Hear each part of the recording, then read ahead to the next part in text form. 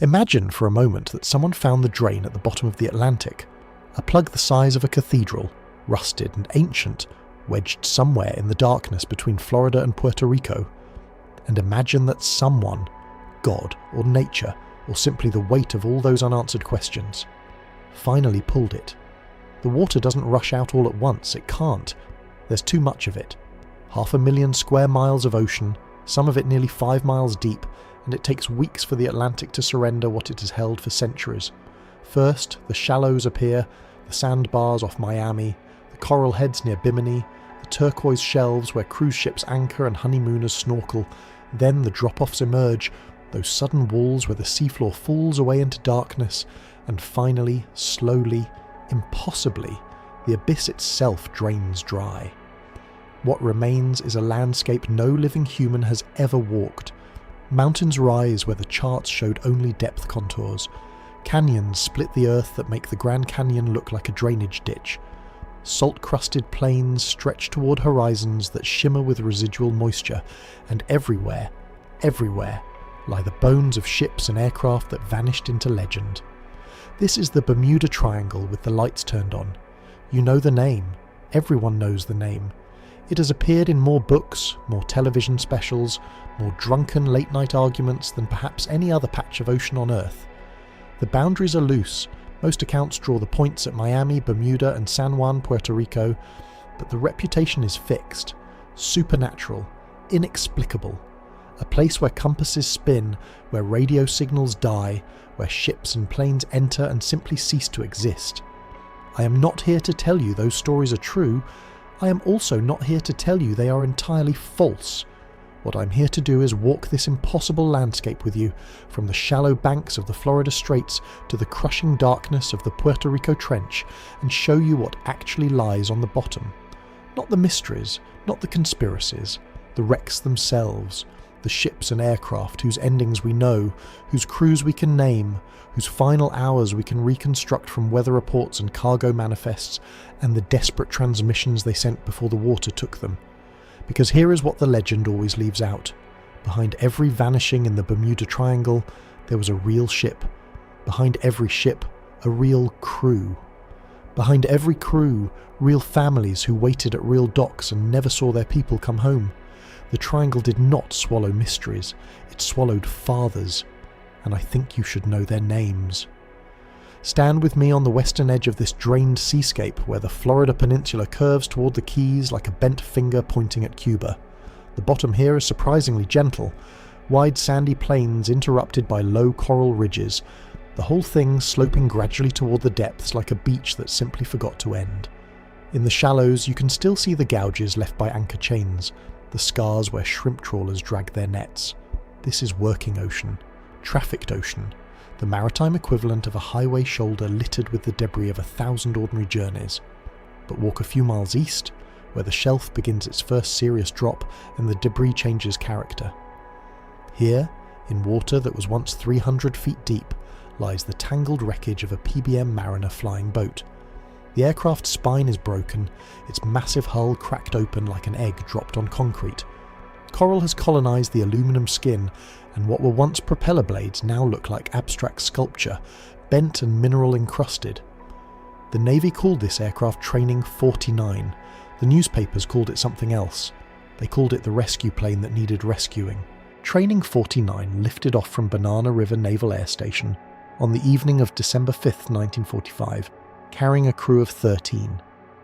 Its mission was to search for another group of aircraft, 5 Avenger torpedo bombers that had vanished hours earlier during a routine navigation exercise. Those 5 planes and the 14 men aboard them would become the most famous disappearance in Triangle history. They called that group Flight 19.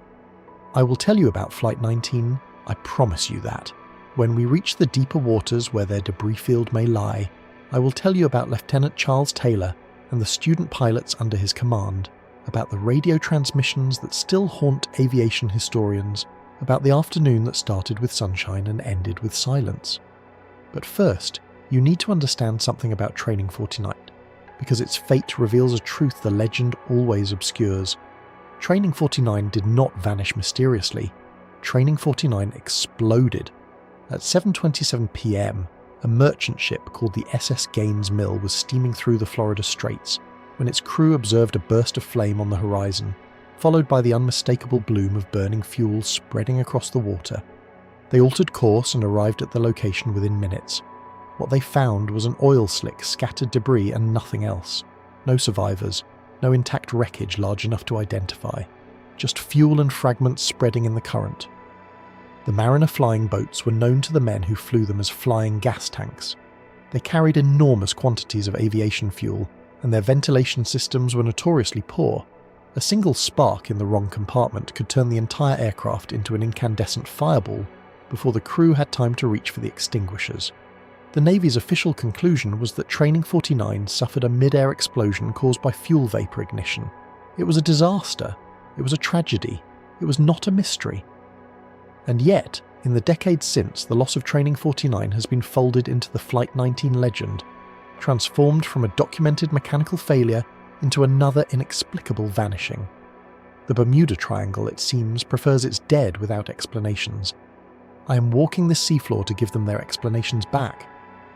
Continue east across the drained continental shelf, past the wreck of Training 49, past the scattered remains of fishing boats and pleasure craft and cargo vessels whose names appear only in insurance records. The bottom deepens steadily. What was a gentle slope becomes a series of terraces, each one dropping 20 or 30 feet before levelling out again. The sand gives way to mud, then to finer sediments that coat everything in a grey-brown film. This is where the Gulf Stream runs, that great river within the ocean, and even drained of water you can see its influence. The way the sediments have been sculpted into ridges and ripples by currents that flowed here for millennia. Stop for a moment. Look north. Somewhere out there, in what the charts label as the Straits of Florida, lies one of the most sought-after wrecks in American maritime history. No one has found it. No remotely operated vehicle has photographed it. No submersible has descended to its resting place. And yet we know, with reasonable certainty, that it exists. A 542-foot naval collier, steel-hulled, carrying over 10,000 tons of manganese ore in her holds. She would have struck the bottom with tremendous force, likely breaking apart on impact, her heavy cargo pulling her down faster than her hull could withstand. If we could walk this part of the seafloor, we might see her boilers first. Massive cylindrical shapes rising from the mud like industrial tombstones. Then the debris field would widen, hull plates scattered across hundreds of yards, until finally, somewhere at the centre of that constellation of metal, we would find the bow section. We might see the name still legible on the steel, USS Cyclops. 299 souls aboard when she sailed from Barbados on March 4, 1918. 299 people who never reached Baltimore. No distress call, no wreckage ever recovered, no explanation ever offered that satisfied everyone, or even most people, or even the Navy itself. The loss of USS Cyclops remains, to this day, the single largest non-combat loss of life in United States Navy history. The man who commanded her was named George Washington Worley. I want to tell you about George Worley, because his story is not the story you think you know. He was not a victim of supernatural forces or alien intervention, or whatever explanation the legend has preferred this week. He was a difficult man in command of a difficult ship during a difficult time, and the ocean, indifferent as always, killed him for reasons that, while still debated, fall well within the bounds of physics and probability and human error. George Worley was born Johann Friedrich Georg Wichmann in Hanover, Germany, in 1862. He immigrated to the United States as a young man, changed his name, and worked his way up through the maritime trades until he held a captain's license. He was known for two things: his competence as a seaman and his absolute conviction that he was always right about everything. The crew of USS Cyclops feared him, not in the abstract way that sailors fear any strict captain, but in the specific concrete way that men fear someone who might actually harm them. Worley stalked the decks with a cane, which he used as freely on sailors as on the companionway rails. He issued punishments that bordered on sadistic. During the Cyclops' previous voyage, he had confined a sailor named Patrick O'Meara to the ship's brig on charges of assault, charges that later proved to have been invented by Worley himself. O'Meara was found dead in his cell, and while the official cause was listed as pneumonia, the crew whispered other explanations. By the time the Cyclops sailed from Barbados on her final voyage, her officers had already attempted to relieve Worley of command. Lieutenant Commander George Crandall, the executive officer, had formally reported Worley's behaviour to naval authorities during a port call in Rio de Janeiro. The report went unanswered. The Cyclops sailed on. She was not in good condition. Her starboard engine had failed weeks earlier, and makeshift repairs had proven inadequate. She was steaming on a single engine, which meant she could neither maintain her normal speed nor manoeuvre effectively in heavy weather. She was also overloaded. The manganese ore in her holds, dense heavy cargo destined for steel production, had raised her draft to dangerous levels. The Cyclops sat low in the water, her freeboard reduced, her stability compromised, and then there was the weather. March 1918 was a brutal month in the Western Atlantic. A series of storms swept through the region, one after another, churning seas that even well-maintained vessels struggled to navigate. A crippled collier, overloaded, commanded by a captain whose crew was on the edge of mutiny. Such a ship in such weather faced odds that had nothing to do with the supernatural. The Cyclops was last sighted on March 9, 1918, passing through the Straits of Florida. She was never seen again. The Navy searched for weeks. They found nothing. No wreckage, no life rafts, no bodies. The ocean had swallowed her completely, and in the century since she has never surrendered her dead. But the absence of wreckage is not evidence of mystery. The Gulf Stream flows through the straits at 3 to 4 knots, carrying anything that floats northeast toward Bermuda and beyond. A ship that sank in heavy weather, broke apart on impact, and scattered her debris across miles of seafloor would leave little on the surface for searchers to find. Her crew, if any survived the sinking, would have drowned within hours in water too cold for extended survival. The leading theories today involve structural failure. A ship of Cyclops design, a type called a Proteus-class collier, had inherent weaknesses in her keel and framing. Overloaded, steaming on one engine, caught in storm seas, she may simply have broken in half. The manganese ore would have pulled the sections down in seconds, too fast for distress signals, too fast for lifeboats. It is not a satisfying explanation. It lacks the narrative closure we crave, but the ocean rarely offers closure. What it offers instead is depth, and somewhere beneath that depth, George Worley and his 298 crewmen still lie where they fell. I picture the seafloor here as a kind of memorial no one can visit. The twisted steel, the scattered ore that was supposed to become American battleships, the bones of sailors who wrote letters home and never received replies. Conrad Nervig, a 22-year-old fireman from Minnesota, was aboard. So was James Barrow, an African-American mess attendant from South Carolina, one of the many black sailors who served below decks in the segregated Navy of that era. So was a Brazilian man named Roberto Guedes, a passenger whose presence aboard a naval vessel was never fully explained and whose nationality during wartime sparked theories of espionage that persist to this day. These were not abstractions. These were men who played cards in the mess hall, who complained about the food, who counted the days until Baltimore. The Bermuda Triangle didn't care about their hopes. It isn't capable of caring. It's water and weather, and the accumulated bad luck of a ship that should never have sailed in the condition she was in. The tragedy of the Cyclops is not that she was claimed by something inexplicable. The tragedy is that she was claimed by something entirely explicable, and that we've spent a century preferring the mystery. Walk with me now. The seafloor deepens as we move away from the Florida shelf, dropping into the basin where the true Atlantic begins. The sediments here are different, finer, older, the slow rain of organic material that drifts down from the sunlit waters above and accumulates over geological time. The temperature drops. The pressure, when there was water here, would have crushed an unprotected human body in seconds. This is the deep ocean, the part that covers most of our planet and remains less mapped than the surface of Mars. We are heading northeast, toward a point about 60 miles off the coast of St. Augustine, Florida. The water here was once 280 feet deep enough to hide a shipwreck for 95 years, but shallow enough that the right combination of sonar technology and dedicated searching could eventually find it. In 2020, a researcher named Michael Barnett did exactly that. What he found rewrote one of the Bermuda Triangle's most persistent mysteries. The SS Cotopaxi was a cargo steamer, 250 feet long, built in 1918 by the Great Lakes Engineering Works. She was owned by the Clinchfield Navigation Company, and on the morning of November 29, 1925, she departed Charleston, South Carolina, bound for Havana, Cuba. Her cargo was 2,140 tons of coal. Her crew numbered 32 men, including her captain, a veteran mariner named W.J. Meyer. 2 days after departure, the Cotopaxi sent a distress signal. She reported that she was taking on water and listing badly somewhere off the coast of Florida. And then, like so many ships before and after her, she went silent. Search vessels found nothing.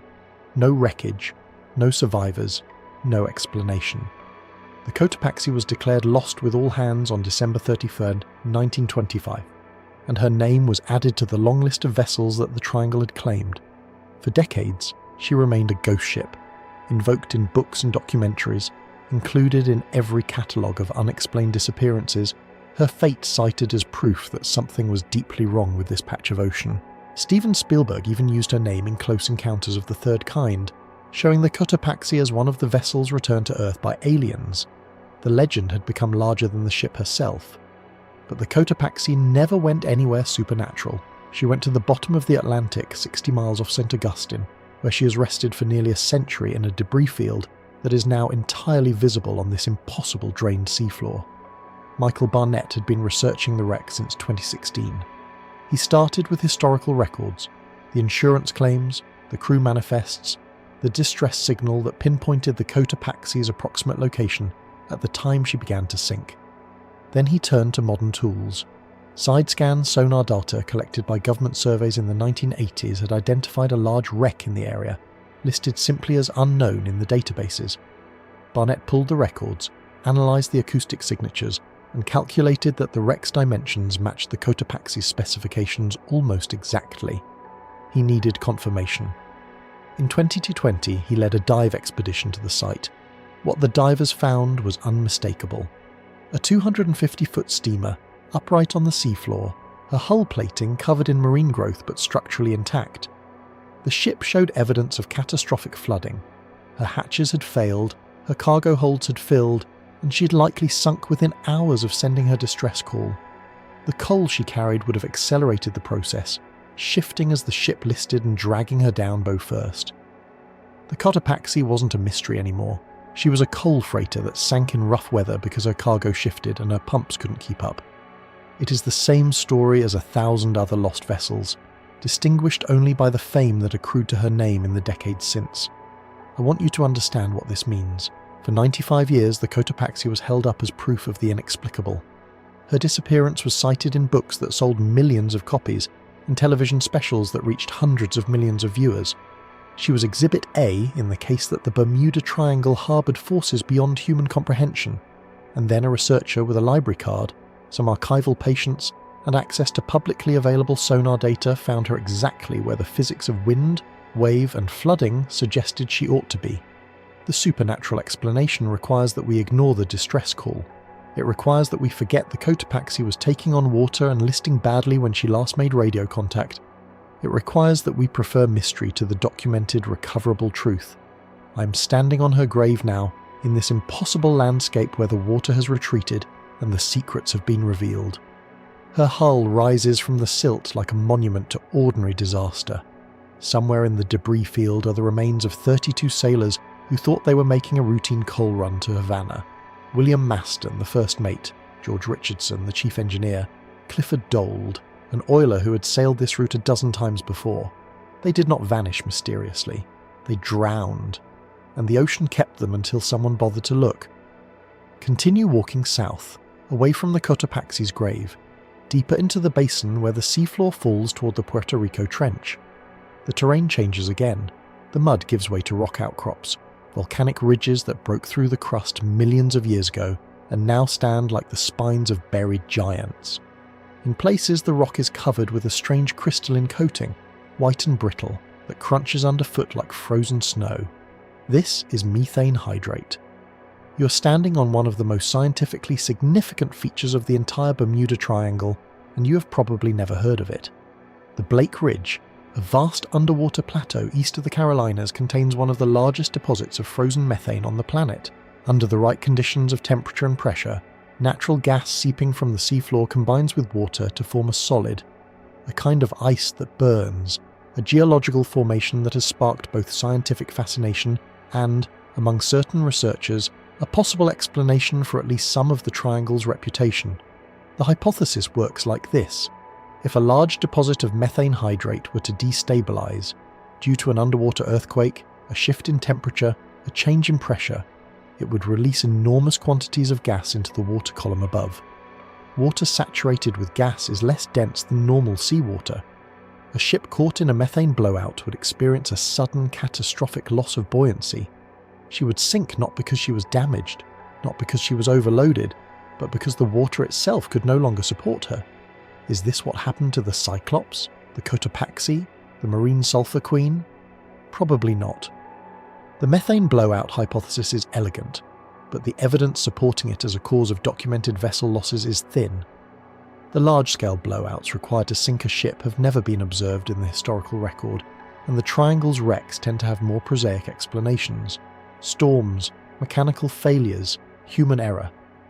But the methane fields are real, and walking across the Blake Ridge now, in this impossible drained landscape, you can see why they captured scientific attention. The hydrate formations look like frozen waterfalls cascading down the rock faces. In places, the gas has escaped and left pockmarks in the seafloor, circular depressions where methane bubbled up and disturbed the sediments. It is an alien terrain, as strange as anything you might find on a moon of Jupiter, and it lies less than 200 miles off the coast of the Carolinas. This is what the Bermuda Triangle actually contains. Not supernatural forces, but geological wonders. Not unexplainable mysteries, but explainable ones that we simply haven't finished explaining yet.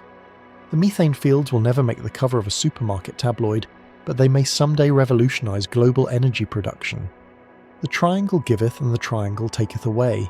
It just doesn't do it in the ways the legend claims.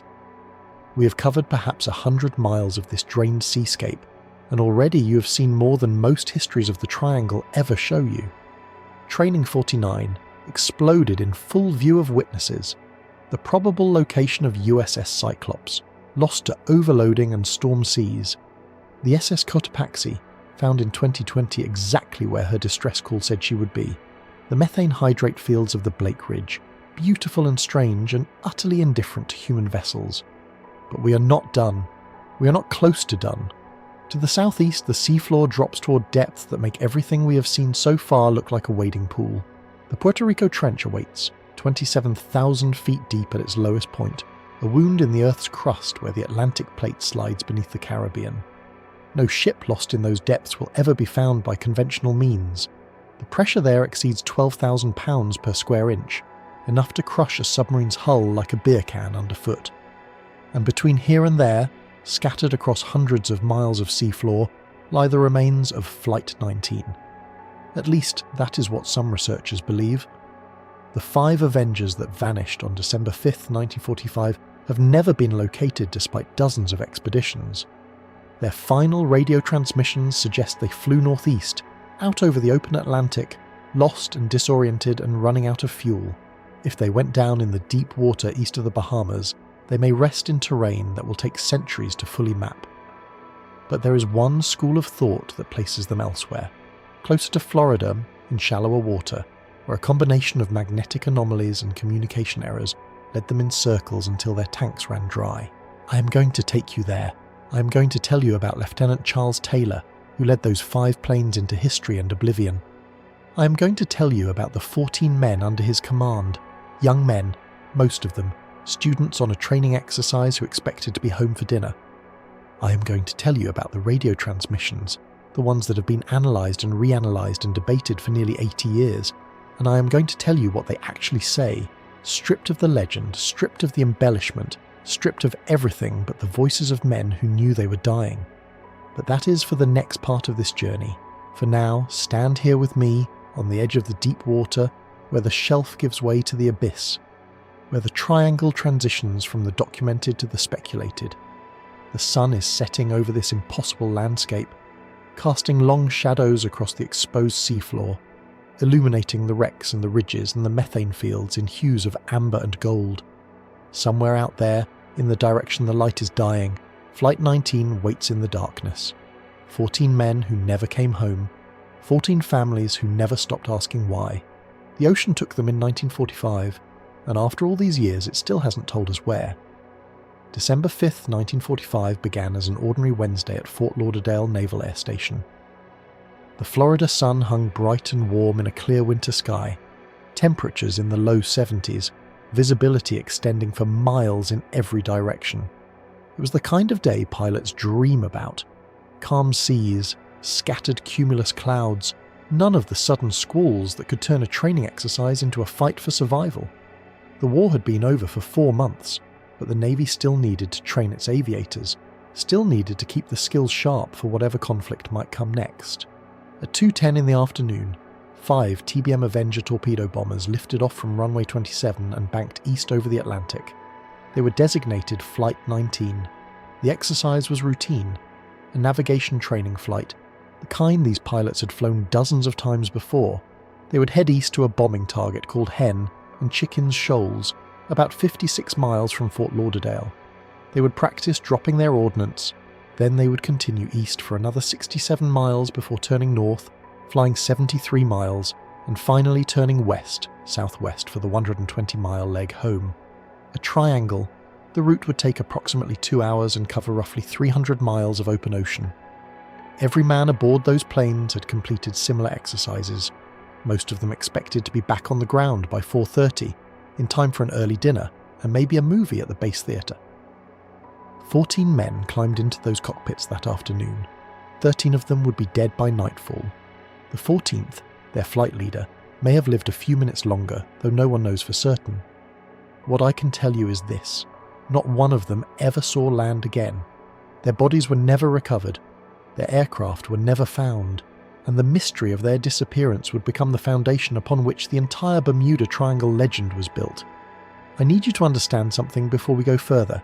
The story of Flight 19 has been told so many times, twisted through so many retellings, that separating the documented facts from the accumulated mythology requires almost archaeological care. I've read the Navy's official investigation report. I've listened to reconstructions of the radio transmissions.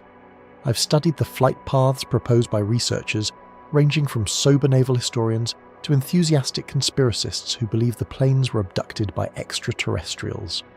What I am about to tell you is the most accurate account I can construct from the primary sources, the actual transcripts, the actual testimony, the actual weather data from that December afternoon. Some of it will contradict what you think you know. That is because what most people think they know about Flight 19 comes from decades of sensationalized retellings, rather than from the record itself. Let me introduce you to the men. Lieutenant Charles Carroll Taylor led the flight from Avenger FT-28. He was 28 years old, from Corpus Christi, Texas, with a narrow face, dark eyes, and the kind of quiet confidence that good pilots develop after enough hours in the cockpit. Taylor was not a rookie. He had accumulated over 2,500 flight hours, combat experience in the Pacific Theatre, and a reputation as a skilled navigator. He had also, according to some accounts, requested to be excused from this particular flight. The reasons are unclear. Some sources suggest he simply didn't want to lead a training exercise that day. Others hint at a premonition, a reluctance that his superiors overruled. The Navy's investigation could not confirm whether such a request was ever made. What is confirmed is that Taylor took off that afternoon as the flight's commanding officer, responsible for the navigation of all 5 aircraft.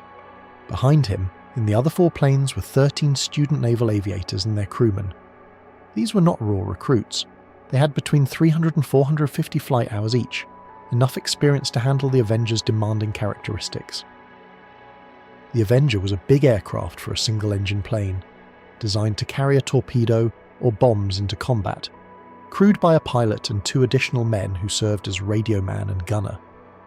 It was rugged, reliable, and forgiving of minor errors. It was also, crucially, equipped with enough fuel for approximately 5.5 hours of flight time at cruising speed. Flight 19 lifted off at 2:10 p.m. They reached the target area, conducted their bombing runs without incident, and at approximately 3 p.m. turned northeast to begin the second leg of their navigation exercise. Everything, to this point, had proceeded exactly according to plan. Then, everything fell apart. At 3:45 p.m., Fort Lauderdale's radio tower received a transmission from Lieutenant Taylor.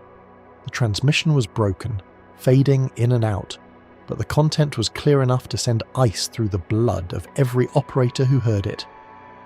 Both my compasses are out. I'm over land, but it's broken. I'm sure I'm in the Keys, but I don't know how far down, and I don't know how to get to Fort Lauderdale. The Florida Keys. If Taylor was correct, he had somehow drifted almost 200 miles south of his intended course, over the chain of islands trailing off Florida's southern tip. How he could have made such a navigational error remained unclear to the tower operators. How both of his compasses could have failed simultaneously was equally baffling, but the immediate concern was getting Flight 19 pointed in the right direction before they ran out of fuel. The tower instructed Taylor to fly north. If he was truly over the Keys, a northward heading would bring him back to the Florida mainland within 30 minutes. Simple, straightforward. A compass failure was serious, but not catastrophic. Not with the sun still up, not with visual landmarks available, not with ground controllers ready to talk him home. Taylor did not fly north. What happened over the next 3 hours has been reconstructed from fragmentary radio transmissions, often garbled, sometimes contradictory, pieced together by investigators and historians over the subsequent decades. The picture that emerges is one of compounding confusion, of a flight leader who had lost his situational awareness and could not regain it, of student pilots who trusted their instructor even as the sky grew dark and the fuel gauges dropped toward empty. At 4:00 p.m, Taylor transmitted, "I'm at Angels 3-5, meaning 3,500 feet altitude, have on emergency IFF, the identification friend or foe transponder. Does anyone have any ideas?" The tower responded with instructions to fly west, toward the setting sun, which would bring the flight over the Florida coast regardless of their current position. But Taylor was not certain which direction west was. His compasses, he insisted, were not working. And when the sun dropped lower, obscured by the cloud cover that was thickening across the region, even that navigational reference disappeared. At 4:45 p.m, a different voice came over the radio, one of the student pilots, though which one has never been determined. "Damn it, if we could just fly west we would get home. Head west, damn it." The transmission was picked up by multiple stations. It revealed the growing tension within Flight 19 itself. The students, many of them, knew they needed to fly west. They could see the sun, or they had retained their own sense of orientation. But military protocol demanded they follow their flight leader, and Taylor, experienced, decorated, trusted, was leading them in another direction entirely. By 5 p.m, the situation had deteriorated from concerning to desperate. The cloud cover had thickened, reducing visibility. Rain squalls were moving through the area, and Taylor's transmissions had grown increasingly erratic, increasingly disoriented, increasingly like a man who had lost not only his bearings, but his ability to process the information being given to him. The Navy would later consider and ultimately reject the possibility that Taylor was suffering from some kind of medical emergency. A stroke, perhaps, or carbon monoxide poisoning from a faulty cockpit heater. The theory cannot be proven, but something was clearly wrong. His transmissions do not read like those of a pilot wrestling with a technical failure. They read like those of a man whose mental map of the world had somehow inverted, who could not reconcile what he was seeing with what he believed to be true. At 5:50 p.m, Taylor transmitted what may be his last recorded message to the tower. "All planes close up tight. We'll have to ditch unless landfall. When the first plane drops below 10 gallons, we all go down together." The implications of that statement have haunted researchers for 80 years. Taylor was preparing his flight to ditch in the ocean, at night, in rough seas, in aircraft not designed for water landings. The Avenger, for all its strengths, was a notorious death trap in a ditching scenario. Its belly doors often sprang open on impact, causing the aircraft to fill with water and sink within seconds. Survival rates for Avenger ditchings, even in calm daylight conditions, were poor. In darkness, in rising swells, they were nearly non-existent. The last transmission from Flight 19 was received at 7:04 p.m. It was fragmentary, broken, barely audible. The content has been disputed ever since. Some analysts believe they heard coordinates being given, others believe they heard Taylor ordering the flight to change course. What is certain is that after 7:04, the radios went silent. Flight 19 was never heard from again. The Navy launched a massive search operation that night. dozens of aircraft took off from bases up and down the Florida coast, flying patterns over the estimated area where Flight 19 might have gone down. Ships steamed toward the last known position. For nearly 2 weeks, the search continued, covering thousands of square miles of ocean. They found nothing, no wreckage, no oil slicks, no bodies, no life rafts, not a single piece of debris that could be conclusively linked to Flight 19. The 5 Avengers had vanished as completely as if they had never existed, taking 14 men with them into whatever darkness had swallowed them. And then, compounding the tragedy, one of the search aircraft disappeared too. A PBM Mariner flying boat designated Training 49 took off from Banana River Naval Air Station at 7:27 p.m. as part of the search effort. 13 crewmen were aboard. The Mariner was a large patrol bomber designed for long-range reconnaissance over open water, and it was equipped with advanced radio and navigation equipment. Its crew was experienced. Its mission was to locate any trace of the missing Avengers. At 7:50 p.m, a merchant ship named the SS Gaines Mills reported seeing an explosion in the sky, followed by a fire burning on the water's surface for several minutes. The ship altered course and steamed toward the location, but found nothing. No wreckage, no survivors, only the dark Atlantic and the dying flames. Training 49 never returned. Its wreckage has never been found. 13 more men gone. The Navy's Board of Investigation convened in the weeks following the disaster. They interviewed witnesses, analysed radio transcripts, reviewed weather data, consulted navigation experts. After months of deliberation, they issued a report that satisfied almost no one. "We're not able to even make a good guess as to what happened," the board concluded. That sentence became the seed from which the Bermuda Triangle legend would grow. If the Navy itself could not explain what had happened, then perhaps the explanation lay beyond the Navy's ability to comprehend. Perhaps the explanation was not natural at all. The reality, stripped of the mythology that would later accumulate, is both simpler and more heartbreaking. Charles Taylor got lost. It happens to pilots, even experienced ones, especially over featureless ocean where every direction looks the same. His compasses may have malfunctioned, or we may have misread them. He believed he was over the Florida Keys when he was almost certainly over the Bahamas, having drifted east rather than south. When he followed his instincts instead of the tower's instructions, those instincts led him further out to sea rather than back to land. By the time darkness fell, the 5 Avengers were almost certainly somewhere northeast of the Bahamas, over water thousands of feet deep, their tanks running toward empty, their pilots straining to see anything in the blackness below that might indicate land, a ship, hope. They found none.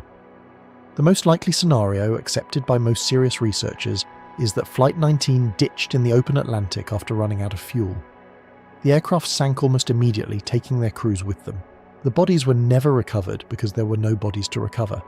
The men drowned in their cockpits, or survived the impact only to die of exposure in the cold December water, their remains dispersed by currents and consumed by the sea's endless hunger. It is not a mystery. It is a tragedy. The distinction matters. If we could drain the Atlantic northeast of the Bahamas, we might find them. The seabed in that region is a complex terrain of shallow banks and deep channels, ranging from a few hundred feet to several thousand. The Avengers, built of aluminum and steel, would have deteriorated significantly over 8 decades, but their engines, massive radial power plants weighing thousands of pounds, would still be recognizable. Their landing gear, their propeller hubs, their armored cockpits. Somewhere on that dark sea floor, if the current theories are correct, 5 aircraft rest in a rough line, ditched within sight of each other as Taylor ordered, their pilots together in death as they were in the final minutes of their lives. We would find other things too. The Atlantic seabed northeast of the Bahamas is not a graveyard for Flight 19 alone. It is a graveyard for centuries of maritime traffic. Spanish galleons driven off course by hurricanes, blockade runners from the Civil War, rum-running boats from Prohibition, pleasure craft that set out from Florida marinas and never returned. Each wreck has a story. Each wreck has a human cost. The Triangle does not discriminate. It collects them all. The student pilots who flew with Taylor that day ranged in age from 19 to 24. Most of them were recent enlistees who had joined the Navy expecting to fight in the Pacific and instead found themselves training in peacetime Florida, practicing maneuvers they hoped they would never need. One of them, Captain Edward Powers, had been scheduled to lead a different flight that day, but was reassigned at the last minute. He took Taylor's slot and Taylor took his. The randomness of that swap decided who would live and who would die, though in this case both men died anyway, just in different aircraft. Their families received telegrams that December. The Navy Department deeply regrets to inform you. The same words that had been sent to tens of thousands of families during the war, now delivered in peacetime for a training exercise that should have been routine. The wife of one pilot, Marine Captain Henry Stivers, refused to believe the Navy's verdict for years afterward.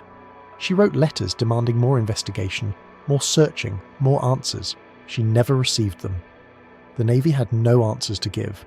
The ocean keeps its secrets, and this one it has kept for nearly 80 years. I want to stay here for a moment longer, on this stretch of imagined seafloor, with the ghosts of Flight 19 somewhere in the surrounding darkness.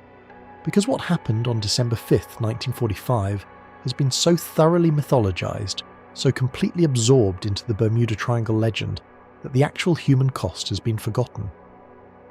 These were not characters in a mystery. They were men with families, with plans for the future, with the ordinary hopes that fill ordinary lives. One of them had just gotten engaged. Another had a child he had never met, born while he was stationed overseas. They climbed into those cockpits expecting to be home in 2 hours. They trusted their flight leader because that is what military training teaches you to do. And that trust, combined with a compass failure and a moment of disorientation and a series of compounding errors, killed them. The Bermuda Triangle did not kill Flight 19. Human error killed Flight 19. The Atlantic Ocean killed Flight 19. The cold, the darkness, the fuel starvation, the impossibility of surviving a night ditching in an Avenger torpedo bomber. These are the things that killed Flight 19. The mystery is not how they disappeared. The mystery is where they went down, and that mystery is simply a function of inadequate search technology and the vastness of the ocean. Someday, perhaps, we will find them. Side-scan sonar grows more sophisticated each year. Autonomous underwater vehicles can now survey terrain that was inaccessible a generation ago. The same technologies that located the SS Cotopaxi and the RMS Titanic and countless other lost vessels will eventually locate the Avengers of Flight 19. Assuming they rest in water shallow enough to search, assuming the seabed has not buried them under decades of sediment, assuming they even stayed together after ditching. Until that day, they remain where they fell. 14 men in the darkness, waiting to be found, waiting to be remembered as something more than a plot point in the Bermuda Triangle myth. As we walk southeast from the probable resting place of Flight 19, the seafloor begins to change character. The relatively shallow waters of the Bahamas banks give way to deeper channels, the bottom dropping away in terraced steps like the rim of a vast amphitheatre. This is the transition zone between the continental shelf and the true abyssal plain, the edge of the world, or at least the world that human divers can access without extraordinary technology. In 1963, an oil tanker named the SS Marine Sulphur Queen vanished somewhere in this region. She was 524 feet long, carrying 15,160 tons of molten sulphur in heated tanks, crewed by 39 men. She departed Beaumont, Texas on February 2nd, bound for Norfolk, Virginia. She was last heard from on February 4th, somewhere in the Straits of Florida, and then silence. Unlike Flight 19, the Marine Sulphur Queen left physical traces of her fate. In the days following her disappearance, search aircraft spotted debris floating on the surface. Life jackets, life rings, pieces of wood, an intact name board reading Marine Sulph, with the rest broken off. A life preserver was recovered bearing the name of a crewman, Hugh Grant, but of the ship herself, nothing. Of the 39 men aboard, not a single body was ever found. The Marine Sulphur Queen's story is both simpler and more complex than the legend suggests. She was not a healthy ship. She had been converted from a T2 tanker to a sulphur carrier, and the conversion had weakened her structural integrity in ways that concerned her crew. The sulphur she carried had to be kept molten above 260 degrees Fahrenheit, which meant the cargo tanks were constantly heated, creating tremendous thermal stresses on the hull. Crewmen had complained about hull cracks and leaks in the months before her final voyage. At least one had requested a transfer off the ship. The most likely explanation for her loss is that she suffered a catastrophic structural failure.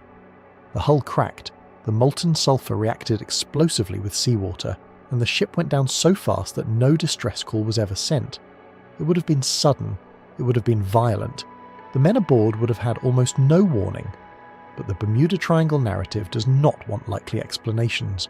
It wants mystery, and the Marine Sulphur Queen provided it. An entire ship vanished. 39 men gone without a word. The fragments of debris that washed ashore only deepened the unease. Proof that something terrible had happened, but no proof of what. If we could see the seafloor here, in the deep water southeast of the Florida Keys, we might find the answer. The sulfur carrier's remains, if they exist intact, would be scattered across a debris field perhaps half a mile wide. The cargo tanks ruptured, the hull broken into sections, the personal effects of 39 crewmen dispersed by decades of current and corrosion, but perhaps still recognisable. A shoe, a watch, a photograph in a corroded frame. We would not find the sulphur itself. Molten sulphur, released into seawater, reacts violently, producing hydrogen sulfide gas and sulfuric acid. Whatever the Marine Sulphur Queen carried went into the water in a chemical inferno that left nothing behind but smoke and steam and the screams of dying men. These are the truths the Triangle conceals. Not supernatural forces, but chemistry and physics and the failures of engineering. Not unexplainable mysteries, but the cold equations of a ship pushed past its limits, of men who knew something was wrong and sailed anyway because that was their job, because that was what they were paid to do, because admitting fear was not something their generation did easily. 39 men, 39 families, 39 telegrams. The ocean took them all, and the ocean keeps them still. Somewhere in the depths east of the Florida Straits, the Marine Sulphur Queen rests in pieces, her grave unmarked on any chart. The men who sailed her have become part of the Triangle's mythology, their names folded into listicles and cable documentaries, their individual lives reduced to a single statistic, 39. But each of those men had a name, each had a face, each left someone behind who waited for a telegram that would explain nothing, that would offer only the cold formality of missing, presumed lost. One of those men was Raymond Diaz, a 34-year-old oiler from Galveston.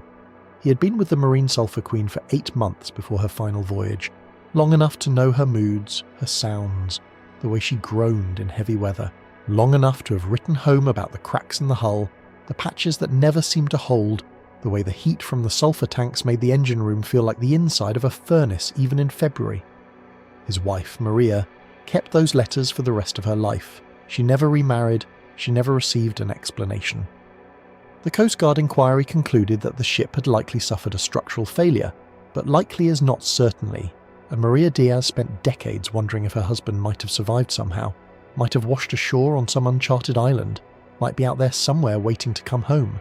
He was not.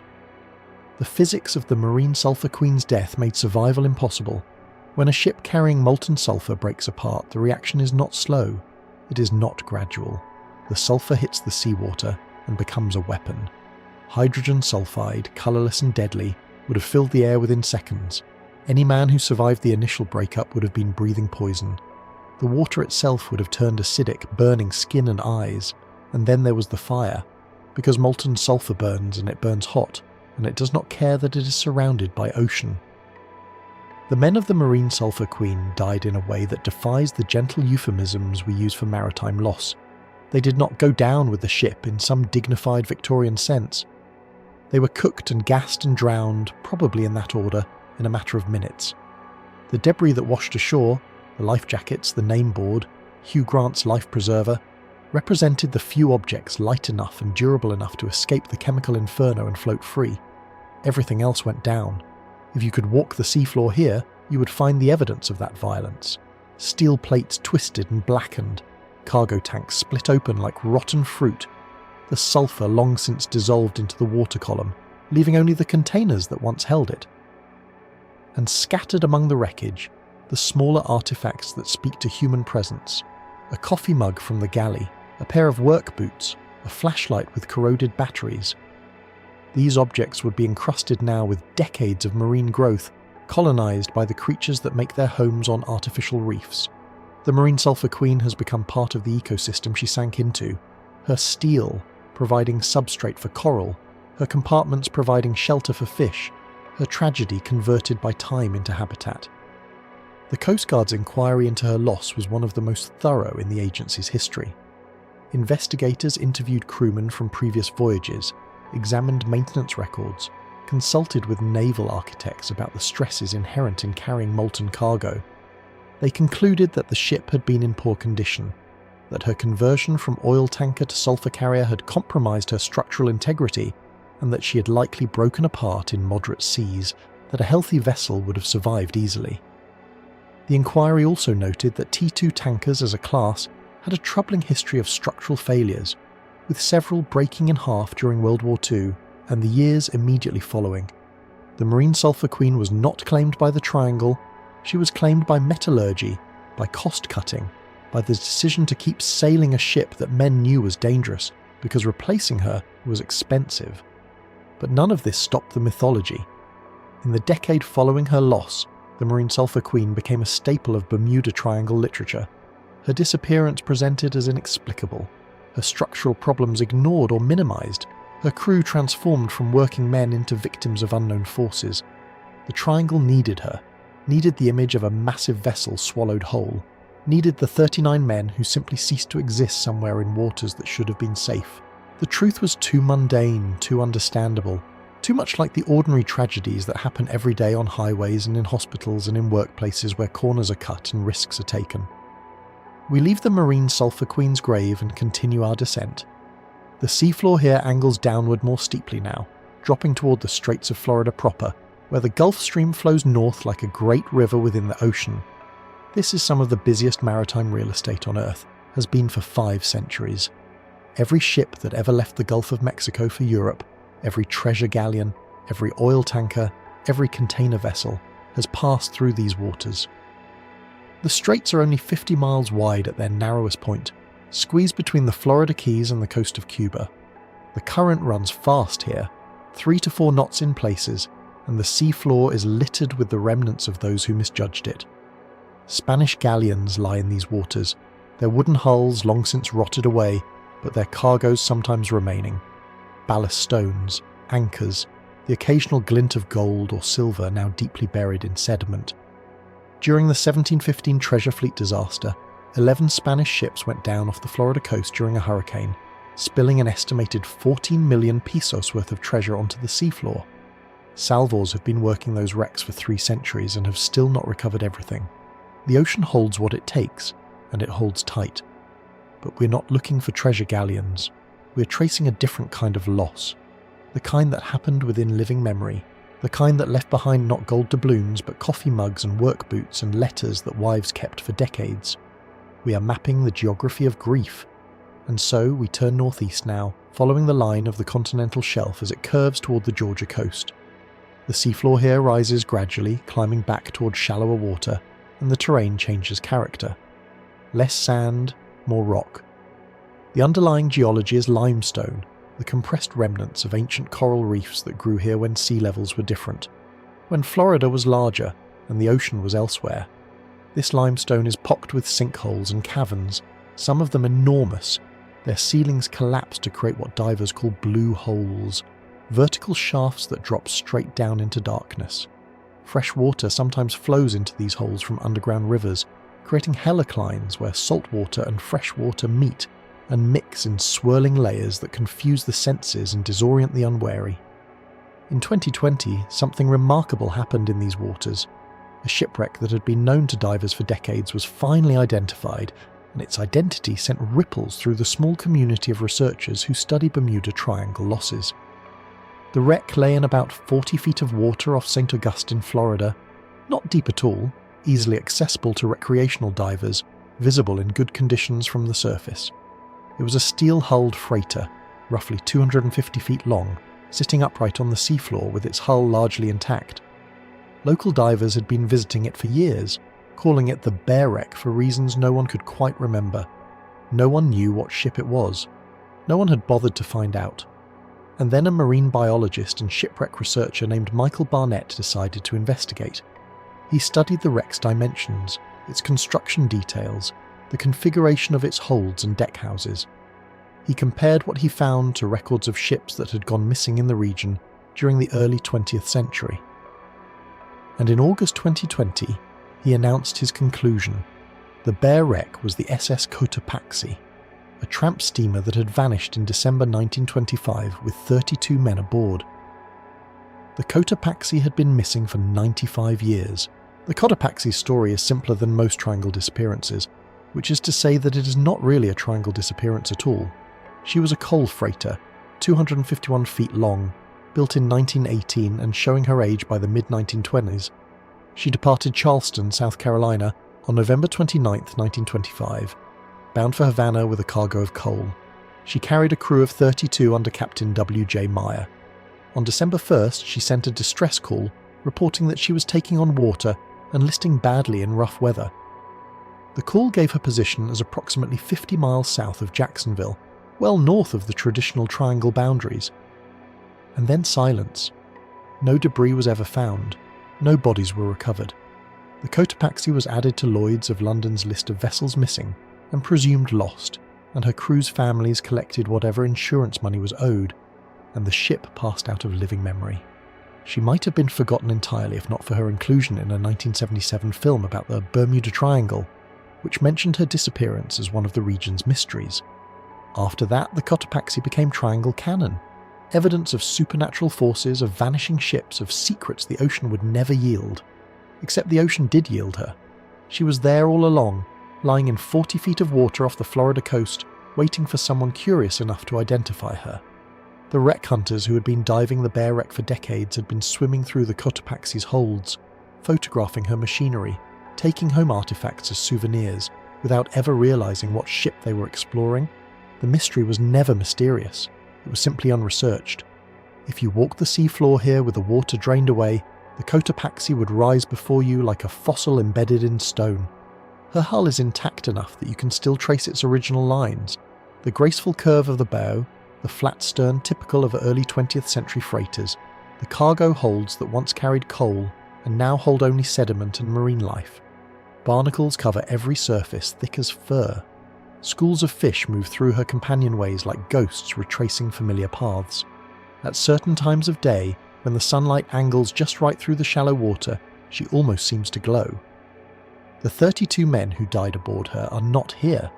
Their remains dispersed into the water column decades ago, consumed by the processes of marine decay. But their names survive in records, and among those names was one that caught Barnett's attention. Clarence Hopkins, a 31-year-old fireman from Charleston who had been stoking the Cotopaxi's boilers when she went down. Hopkins left behind a wife, Martha, and 2 children. His death certificate, like those of his crewmates, listed the cause of death as lost at sea, fate unknown. Barnett's identification of the wreck changed that. For the first time in nearly a century, someone could say with confidence what happened to the Cotopaxi. She sank in a storm, roughly where her distress call indicated, in water shallow enough that she came to rest upright and largely intact. Her crew almost certainly went down with her. There would have been no time to launch boats in the conditions described in her final transmission, and the cold December water would have killed any man who managed to escape within minutes. It was a tragedy, but it was an ordinary tragedy, the kind that happened to dozens of ships every year during the age of coal-fired freighters. The Cotopaxi was not swallowed by some inexplicable force. She was swallowed by bad weather and an aging hull, and the unforgiving mathematics of maritime transport. But the Bermuda Triangle had already claimed her. Documentaries about triangle disappearances had featured her name. Books had speculated about her fate. By the time Barnett announced his findings, the Cotopaxi had been missing for so long that her discovery felt almost like an intrusion, a rupturing of a myth that had become comfortable in its mystery. Some triangle enthusiasts disputed his identification, others ignored it entirely, continuing to cite the Cotopaxi as evidence of supernatural forces. The truth, once again, was less interesting than the legend. We linger here for a moment at the Cotopaxi's grave, before continuing our journey. She is the triangle wreck that proves the triangle is not necessary to explain triangle wrecks. A ship goes down. People search but don't find her. Decades pass. The story grows. And then someone decides to look again, with better technology or better research methods or simply more patience. and the mystery evaporates. The sea gives back what it took, or at least enough of it to close the file. But not all files close so neatly. Some losses leave so little behind that even decades of searching cannot resolve them, and so we turn east now, out into deeper water, toward a patch of ocean where the seafloor lies nearly 2 miles down, and the wrecks that rest there will never be visited by human eyes. This is the approach to the Blake Plateau, a vast underwater terrace that extends for hundreds of miles along the southeastern coast of North America. The plateau sits at an average depth of around 3,000 feet, deep enough to be perpetually dark, cold and crushing, but shallow enough that it hosts an astonishing diversity of deep-sea life. Coral formations grow here that are thousands of years old, their slow accretion untroubled by the storms that savage the surface. Fish species swim here that have never seen light and do not miss it, and beneath the surface of the Blake Plateau, buried in the sediment, lies something stranger still: methane hydrates. Methane hydrate is frozen natural gas. It forms when methane molecules become trapped in cages of water ice under conditions of high pressure and low temperature, exactly the conditions that prevail on the Blake Plateau. The hydrates look like ice but burn when ignited. They are stable as long as the pressure and temperature remain constant, but if either changes suddenly, if the water warms or if the seafloor is disturbed, the hydrates can dissociate rapidly, releasing enormous volumes of methane gas. For decades, some researchers have speculated that methane hydrate release might explain certain Bermuda Triangle disappearances. The theory goes like this: a pocket of hydrate dissociates suddenly, releasing a massive bubble of gas that rises toward the surface. As the bubble ascends, it reduces the density of the water around it. Any ship floating in that patch of water would experience a sudden loss of buoyancy. The water would no longer be dense enough to support the hull, and the vessel would plunge downward as if dropped through a trapdoor. The ship would sink so rapidly that no distress call could be sent, no lifeboats could be launched, no survivors would escape. The theory is elegant. It is scientifically plausible in outline, if not in detail, and it is almost certainly wrong as an explanation for any specific triangle disappearance, for one simple reason: no one has ever documented such an event occurring.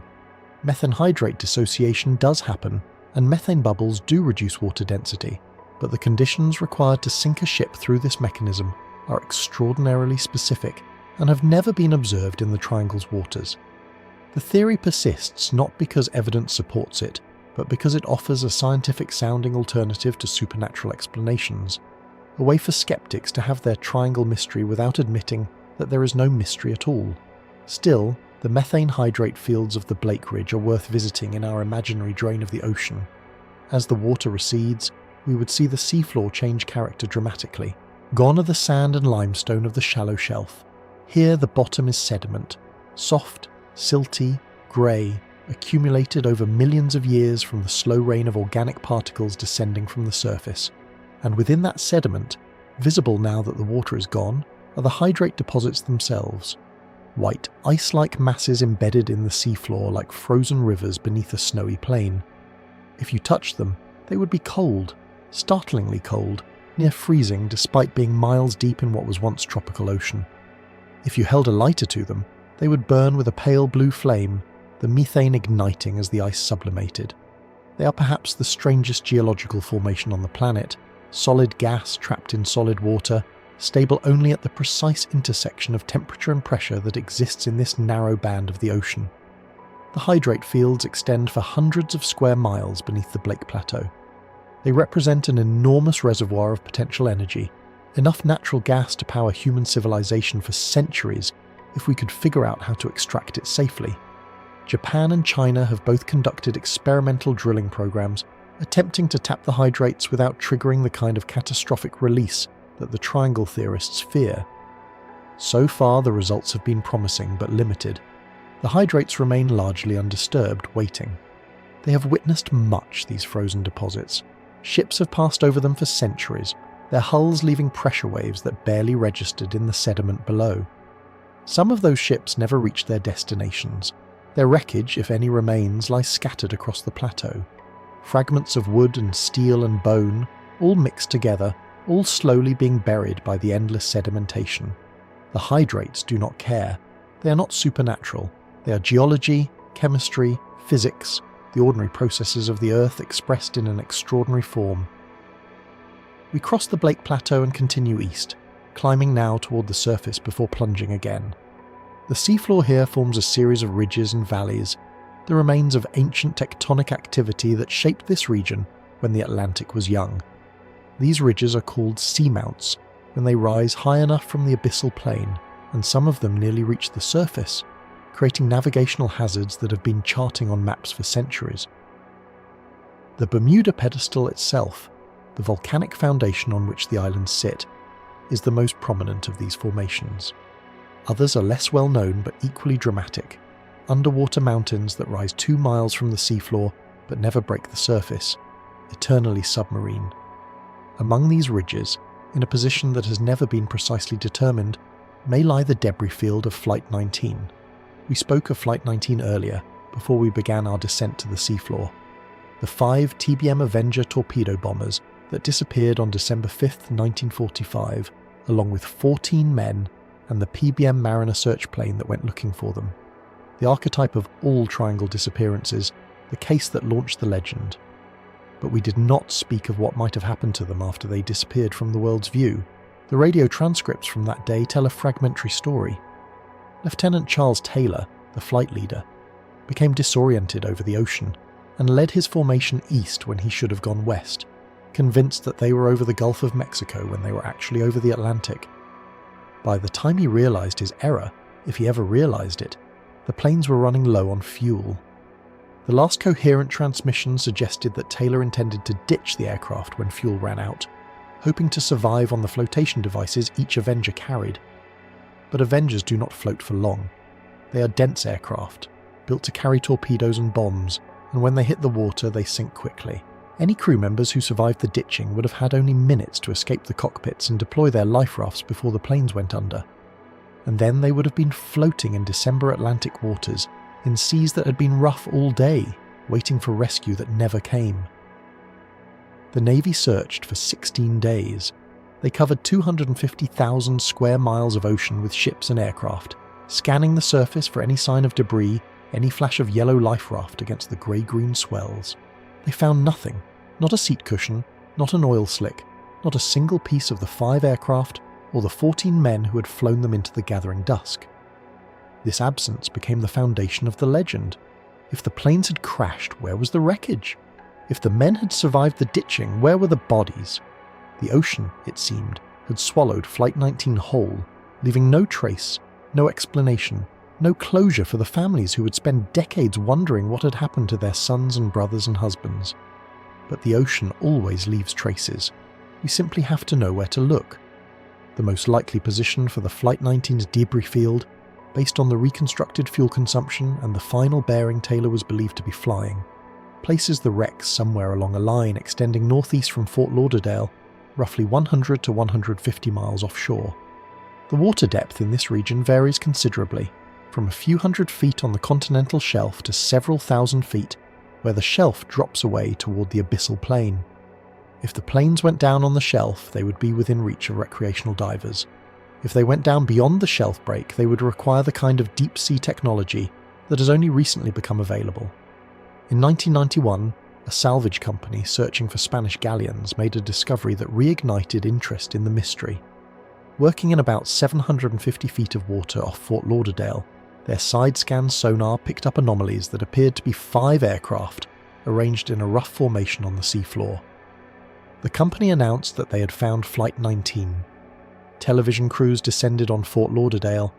Documentaries were commissioned. The families of the missing men dared to hope that they might finally have an answer. But when the company sent down remote cameras to inspect the wreckage, they discovered something both disappointing and fascinating. The aircraft were indeed TBM Avengers, the same model that Flight 19 had flown. But they were not Flight 19. The serial numbers, still visible on some of the aircraft, identified them as training planes that had been deliberately scuttled in the 1940s and 1950s, dumped overboard from aircraft carriers as part of routine disposal operations. The Navy had sunk hundreds of obsolete aircraft in these waters over the decades, turning the continental shelf into an underwater graveyard of military hardware. The searchers had found a debris field of Avengers, just not the right Avengers. This is the frustrating reality of searching for Flight 19. The Triangle's waters are littered with the remains of aircraft that look identical to the ones Taylor and his men flew. Without serial numbers or other identifying markers, it is nearly impossible to distinguish a scuttled training plane from a genuine crash victim. The needle is hidden not in a haystack, but in a stack of other needles, all rusted to the same indistinguishable brown. There have been other claimed discoveries since then. In 2005, another search team announced they had found debris in the area that matched Flight 19's profile. Their evidence proved inconclusive. In 2020, a documentary crew exploring the seafloor near a different set of coordinates found what they believed to be Avenger wreckage, but again, positive identification was impossible. The planes remain officially missing, their final resting place unknown. What we can say with certainty is that they are down there somewhere. 5 aircraft, each weighing roughly 8 tons empty, do not simply vanish. They impacted the water at speeds between 70 and 90 miles per hour, depending on how controlled the ditching was. They floated for seconds or minutes, long enough perhaps for the crews to escape, perhaps not. And then they sank, tumbling through hundreds or thousands of feet of water, trailing debris as they fell until they came to rest on the bottom. If they are on the continental shelf, they are probably buried now beneath decades of sediment, their aluminum frames crushed by the initial impact and then slowly consumed by the corrosive saltwater. The engines, dense masses of steel, would have survived better. They might still be recognizable. The propeller blades, each one over 13 feet in diameter, might still protrude from the sand like strange underwater monuments.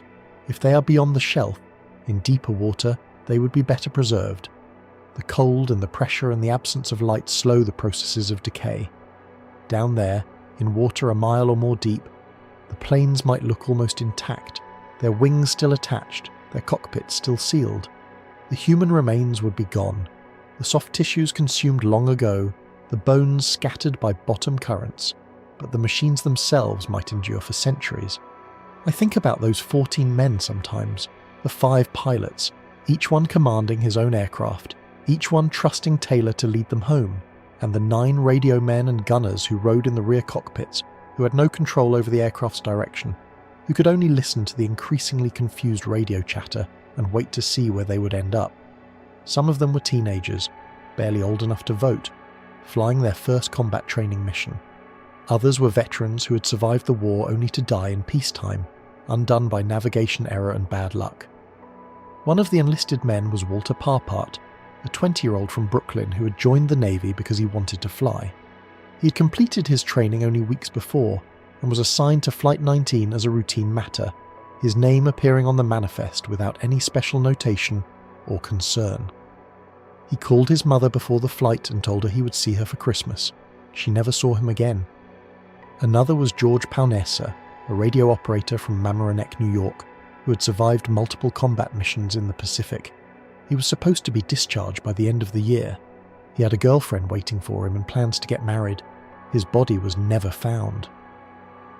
The pilot of plane FT-81 was Captain Edward Powers, the only Marine among the aviators, a man who had already survived one crash landing during the war. He was considered one of the most capable pilots on the base. When Taylor's navigation began to deteriorate, Powers apparently challenged his decisions over the radio, suggesting they fly west toward the setting sun. Taylor overruled him. Powers followed orders. We don't know which plane went down first, or which crew survived the longest. We do not know if any of them made it into the water alive, or how long they might have lasted in the December swells. The Navy's official report, issued months later, blamed the disappearance on Taylor becoming lost as a result of confusion of position and leading his flight east over the open Atlantic until the planes ran out of fuel.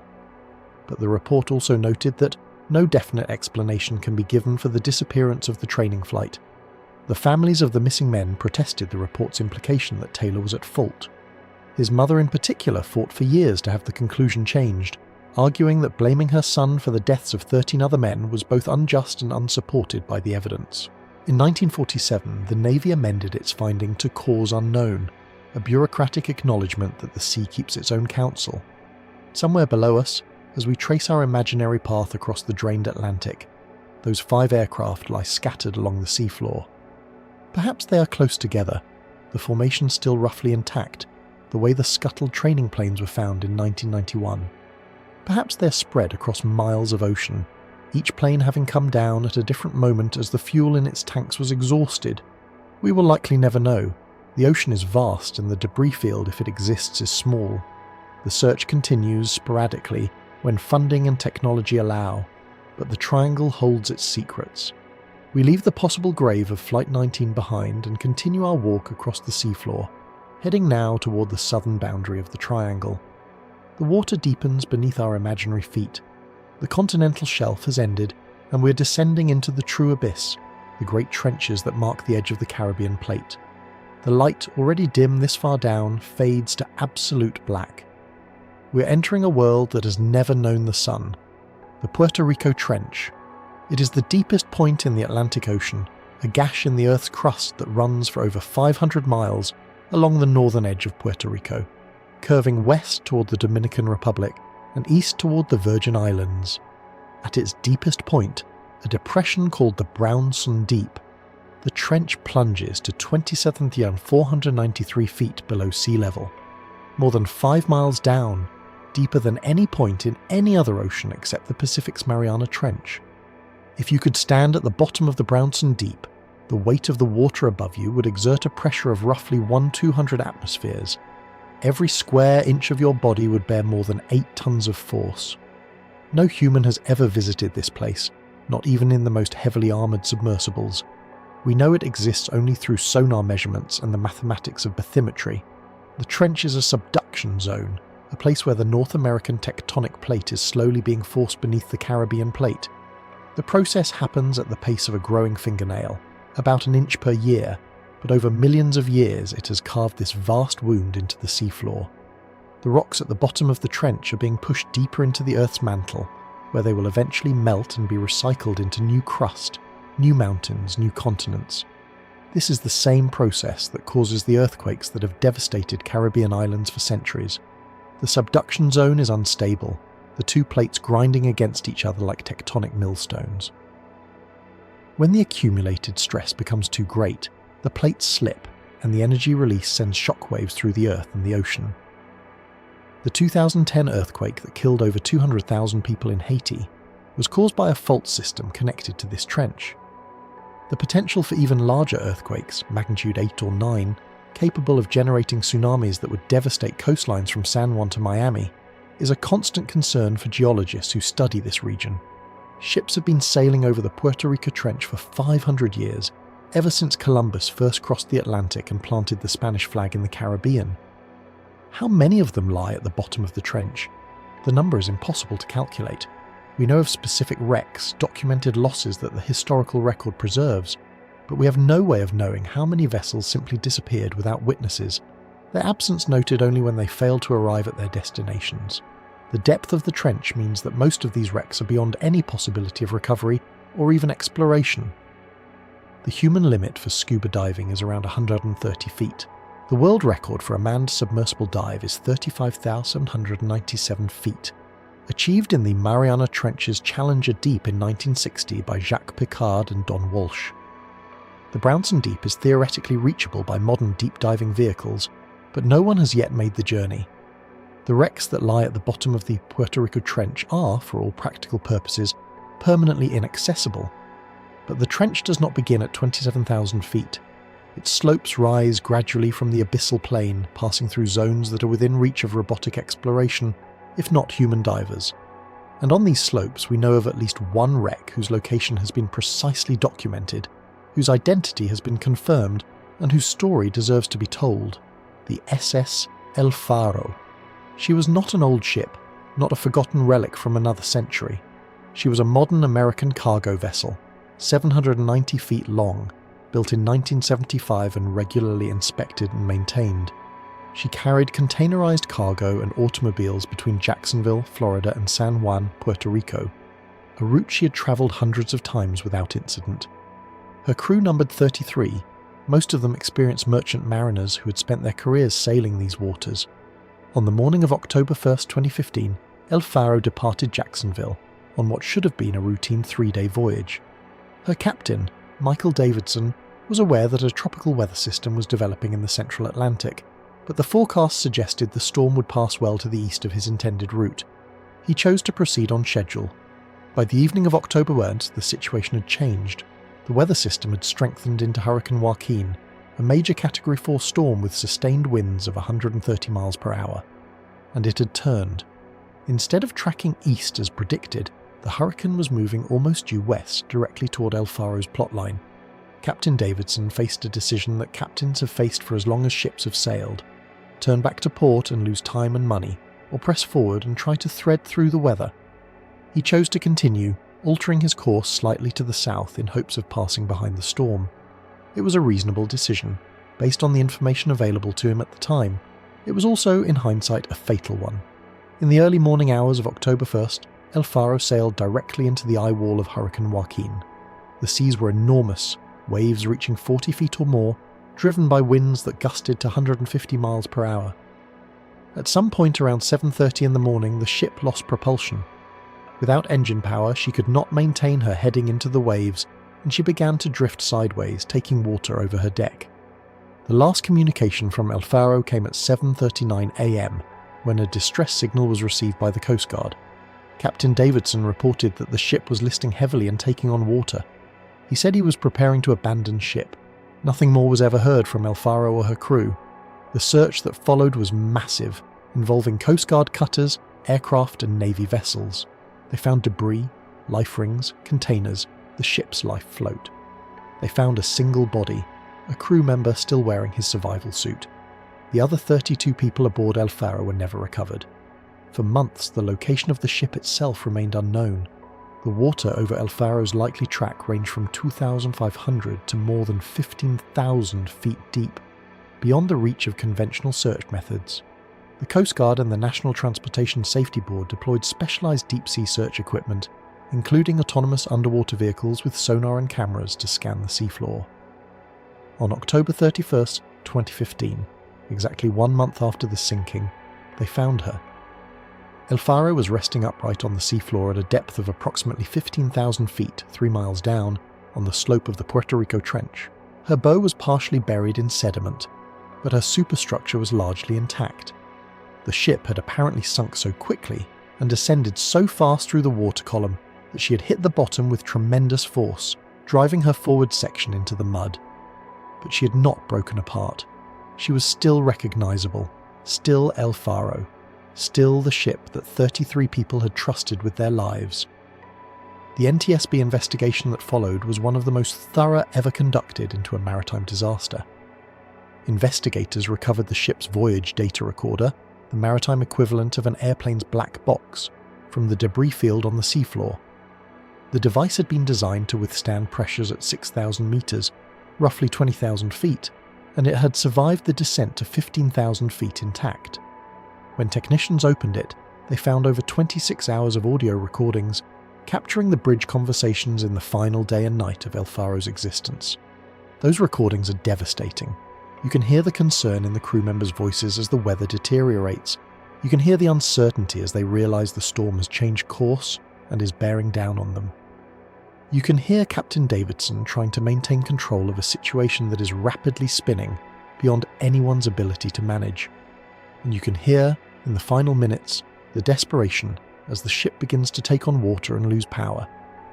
The third mate, Jeremy Ream, says at one point, "We are definitely in the eye. We're just getting absolutely pummeled." Captain Davidson responds, I'm really concerned because we're getting into the eye." Later, as the ship begins to list, "Ring the general alarm." And then the final recorded words from the bridge, from a crew member whose voice was never identified. "Tell them we're going down. We're going down." The voyage data recorder captured the sounds of the ship's final moments, the roar of the storm and the crash of breaking waves and the alarm bells ringing throughout the vessel. And then silence. 33 people died when El Faro sank. They included Captain Davidson, who was 53 years old and had spent his entire career in the merchant marine. They included Danielle Randolph, the second mate, who was 34 years old and had worked her way up from deckhand to become one of the few women serving as a bridge officer on American cargo ships. They included Mariette Wright, a 51-year-old woman from Jacksonville who worked in the ship's galley and had taken the job because her husband had recently passed away, and she needed something to occupy her time. They included a young man named Dylan Mecklin, 23 years old, from Rockland, Maine. He had graduated from the Maine Maritime Academy just 5 months before the sinking and had signed aboard El Faro as a deck cadet, eager to begin his career at sea. His mother would later describe him as someone who had found his calling, who loved ships and the ocean with a pure, uncomplicated joy. He had texted her from Jacksonville before the voyage, excited about the trip, promising to call when he reached San Juan. His body was never found. Like the other 31 crew members whose remains were lost to the sea, Dylan Mecklin has no grave on land, no headstone where his family can lay flowers. His memorial exists only in the memories of those who loved him, and in the digital records of the investigation that documented how he died. The NTSB's final report, issued in 2017, found that El Faro sank because of a combination of factors: the captain's decision to sail into the path of a hurricane, the failure of the ship's bilge alarms to detect flooding in the cargo holds, the loss of propulsion at the critical moment, and the deteriorating condition of the ship herself, which was 40 years old and nearing the end of her service life. The report made recommendations for improved weather forecasting, better emergency communication systems, and stricter maintenance requirements for aging vessels. But no report can explain why 33 people had to die. No investigation can restore them to their families. The NTSB could document the sequence of events that led to the sinking with minute precision, but it could not answer the deeper questions that disasters always leave behind. Why that ship? Why that crew? Why that day? El Faro lies now where she fell, 3 miles beneath the surface of the Caribbean Sea, on the slope of the Puerto Rico Trench. The pressure at that depth has crushed some of her compartments, but her basic structure remains intact. Sediment is slowly burying her bull. Marine life has begun to colonize her hull. She's becoming part of the seafloor, a permanent feature of the underwater landscape, like the wrecks of the Cyclops and the marine sulfur queen that lie elsewhere in these waters. The voyage data recorder was recovered, analysed, and then returned to a depth beyond human reach. The NTSB decided that the most appropriate resting place for the device, which contained the final words and sounds of 33 dying sailors, was with the ship and the crew it had documented. A remotely operated vehicle carried the recorder down to El Faro's deck and placed it among the wreckage, a memorial in the darkness. We leave El Faro behind and continue our descent toward the deepest point in the Atlantic. The seafloor drops away beneath us, the slope of the trench steepening as we approach the Brownson Deep. No ships rest here, at least none that we know of. The water pressure is too great for most debris to survive the journey down intact.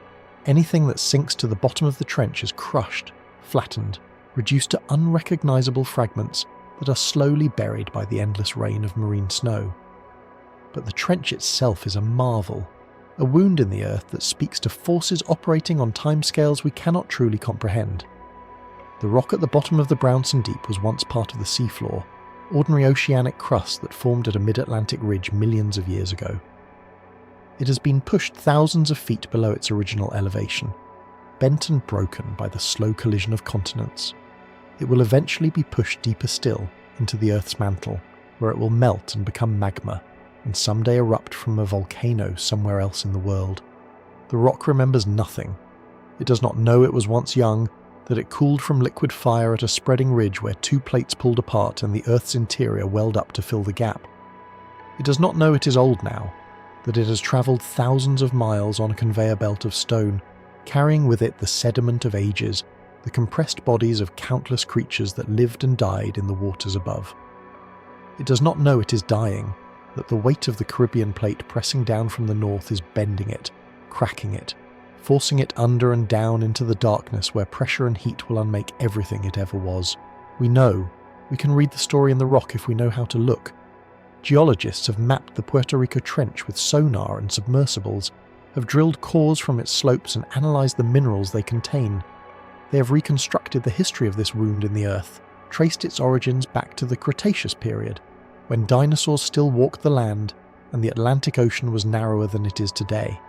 The trench has been here for at least 70 million years, growing slowly deeper as the plates continue their patient collision. It will be here long after we're gone, long after every ship that ever sailed these waters has been ground to dust and dissolved into the sea. But we're not here to contemplate geological time, or not only. We are here because the Puerto Rico Trench marks the southern boundary of the Bermuda Triangle, the deepest edge of the region that has swallowed so many ships and aircraft over the centuries. We are here because the trench is not just a geological feature, but a kind of final repository, a place where things go and do not return. The wrecks we have visited on our journey lie scattered across the triangle's floor at various depths, from the relatively shallow continental shelf to the abyssal plains 3 miles down. But the trench is deeper still, and what lies at its bottom is beyond our ability to recover. The Brownson Deep reaches 27,493 feet beneath the surface of the Atlantic.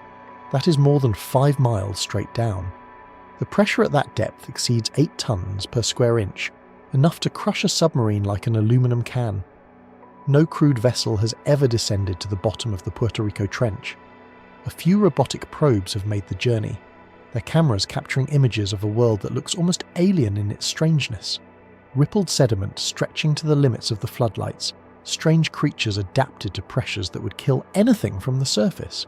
Absolute darkness broken only by the bioluminescent flashes of deep-sea organisms signalling to each other in chemical code. If you stood on the edge of the Brownson Deep and looked down, you would see nothing. The water is too deep and too dark for light to penetrate. You would feel the cold rising from below, a chill that has nothing to do with temperature and everything to do with the knowledge of what lies beneath your feet. 5 miles of water, 5 miles of crushing pressure, 5 miles of silence. We begin our ascent from the trench's edge, leaving the deepest waters behind as we climb the northern slope toward the Blake Ridge, a massive undersea plateau that extends from the continental shelf off the Carolinas down into the abyssal depths. The ridge is not famous the way the Bermuda Triangle's wrecks are famous. It does not appear in the documentaries or the conspiracy theories, but what lies beneath its surface may explain more about the Triangle's reputation than any supernatural force. The Blake Ridge is one of the largest deposits of methane hydrate in the world. Methane hydrate. The name sounds innocuous, almost clinical, but the substance itself is strange and dangerous, a frozen compound that forms only under specific conditions of pressure and temperature. It looks like ice, a white crystalline solid that you could hold in your hand if you brought it to the surface. But it is not ice. It is methane gas, the same gas that burns in your stove at home, trapped within a lattice of frozen water molecules. The methane is held prisoner by the cold and the pressure of the deep sea. Remove either of those constraints and the prison breaks open. The scientists who first studied the Blake Ridge in the 1990s estimated that it contains more than 1 trillion cubic meters of methane, enough natural gas to supply the entire United States for decades. Energy companies briefly considered the possibility of extracting it, of drilling into the hydrate deposits and harvesting the gas. They abandoned the idea when they understood the risks. Methane hydrate is stable only within a narrow range of conditions. Warm it slightly, or reduce the pressure on it, and it does not melt like ordinary ice, it erupts. The methane trapped in the crystal lattice explodes out of the solid, expanding hundreds of times in volume as it transforms from a frozen compound to a gas. In a laboratory setting, this is merely interesting, a chemical curiosity worth studying. On the seafloor, it is catastrophic.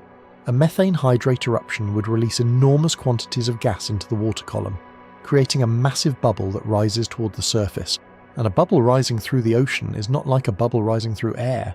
Water is dense. A large enough bubble can reduce the density of the water around it to the point where ships can no longer float. This is not theory, this is physics.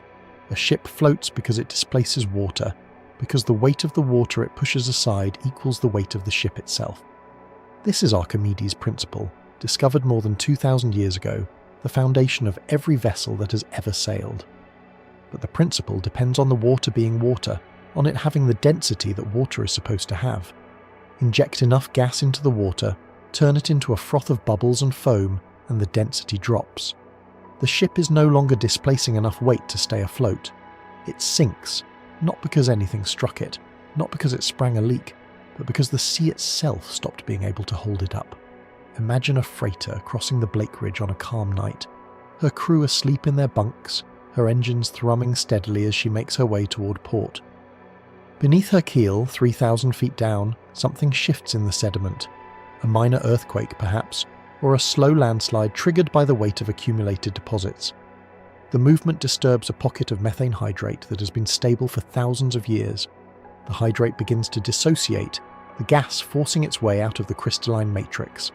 A plume of bubbles rises from the seafloor, small at first, then larger as more gas joins the eruption. The bubbles merge and coalesce, forming a column of aerated water that climbs toward the surface. The freighter feels nothing at first. The bubbles are still far below, the water around her hull unchanged. Then the column reaches her. The sea beneath her keel becomes foam, a chaos of gas and water that cannot support her weight. She drops, not capsizes, drops, her bow and stern plunging simultaneously, as the buoyancy she depends on vanishes. Her hull floods in seconds, water pouring through every opening as she descends into the froth. By the time the bubble column passes and the sea closes over her, she's already gone, sinking toward the seafloor with her cargo and her crew, leaving no debris, no oil slick, no life rafts, no explanation. When searchers arrive the next morning, they find nothing. The sea is calm. The weather was clear. There is no wreckage to mark where the ship went down, no survivors to describe what happened. The freighter has simply vanished, one more entry in the long list of vessels lost in the Bermuda Triangle without explanation. This is what the Blake Ridge may have done. This is what the methane hydrates may be doing still. The geologists who study the ridge have documented multiple ancient eruptions, massive releases of methane that left craters in the seafloor and disturbed sediment layers hundreds of miles away. One such eruption, dating to approximately 8,000 years ago, may have released enough gas to affect the global climate, contributing to a period of rapid warming that lasted for centuries. The Storegga slide, a massive underwater landslide off the coast of Norway, triggered a similar methane release that sent a tsunami crashing into the coasts of Scotland and Scandinavia, wiping out entire communities of Mesolithic hunter-gatherers. The sea can kill in ways that leave no evidence, no warning, no time to react. No ship has ever been proven to sink because of a methane hydrate eruption. The hypothesis remains unconfirmed, a theory that fits the facts but cannot be tested, because the ships that might have been lost to such eruptions are gone, their crews are dead, and the sea keeps its secrets. But the gas is there, beneath the Blake Ridge and in scattered deposits throughout the triangle. It is waiting, frozen in its prison of ice and pressure, patient as the rock that carries it toward the furnace of the Earth's mantle. If you believe the scientists, it will erupt again someday. If you believe the legends, it has erupted many times and will erupt many more. We rise from the Blake Ridge and turn our attention westward, toward the heart of the triangle, where the last mysteries of our journey await. We have walked this exposed seafloor from the shallow waters off Florida to the abyssal depths of the Puerto Rico Trench. We have stood beside the wrecks of the Cyclops and the Cotopaxi, the marine Sulphur Queen and El Faro. We have traced the possible paths of Flight 19 and found nothing but questions. Now we return to the surface, to the place where the triangle first earned its name, to the stories that made it famous.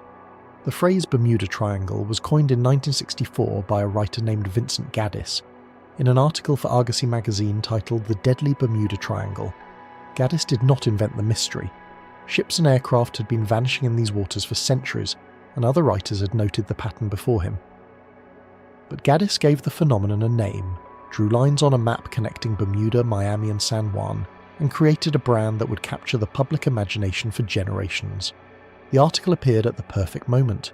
America in 1964 was obsessed with the unknown, with UFOs and ancient astronauts, and the possibility that the world contained secrets that science could not explain. The Cold War had turned the ocean into a battleground, with submarines prowling beneath the waves and missiles poised to fly. The space race was in full swing, astronauts orbiting the Earth while millions watched on their television sets. The Bermuda Triangle fit neatly into this landscape of wonder and paranoia, a place where the normal rules did not apply, where ships and planes could disappear without a trace, and no one could say why. Gaddis was followed by other writers, other books, other theories. Charles Berlitz published The Bermuda Triangle in 1974 and sold millions of copies worldwide. He claimed that the disappearances could be explained by everything from time warps to alien abductions to remnants of the lost civilization of Atlantis. The book was full of errors and exaggerations, misquoted sources and invented details, but it did not matter. The public wanted to believe, and Berlitz gave them reasons. The triangle became a cultural phenomenon, referenced in movies and television shows, debated in classrooms and living rooms, a permanent fixture in the popular imagination. The skeptics pushed back. Lawrence David Couchy, a librarian and pilot, published The Bermuda Triangle Mystery, solved in 1975, systematically debunking Berlitz's claims. He showed that many of the supposedly mysterious disappearances had mundane explanations: storms that were omitted from the accounts, ships that sank far outside the triangle's boundaries, aircraft that ran out of fuel or suffered mechanical failures. He demonstrated that the number of disappearances in the triangle was not unusual for a region with such heavy maritime and aviation traffic, that the same number of ships and planes were lost in comparable areas around the world. Couchy was right. The evidence he assembled was thorough and convincing. The Bermuda Triangle, as a zone of supernatural danger, does not exist. It is a product of selective reporting, sloppy research, and the human tendency to see patterns where none exist.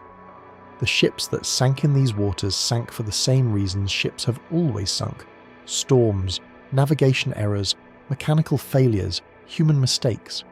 The aircraft that crashed because they ran out of fuel, or flew into weather they could not handle, or suffered catastrophic malfunctions. There is no force, no vortex, no alien intelligence preying on vessels that enter the triangle. And yet, the wrecks are still there. The dead are still dead. The families who lost fathers and mothers, sons and daughters, brothers and sisters to the sea do not care whether the disappearances were mysterious or mundane. Their grief is the same either way. The Bermuda Triangle may be a myth, but the tragedies that created the myth are real. We have spent hours walking among them, listening to their stories, learning their names. Clayton Mecklin, who signed his son's permission form for the Maine Maritime Academy, and watched him sail away to a career he would never have.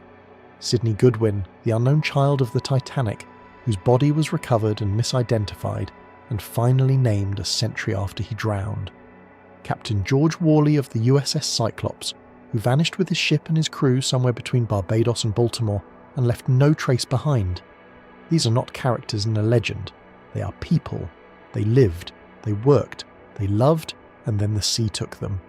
The triangle is not a mystery to be solved. It is a memorial to be honoured.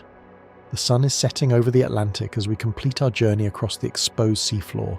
The light slanting through the absent water paints the wrecks in shades of gold and amber, softening their broken lines, transforming the debris fields into something almost beautiful.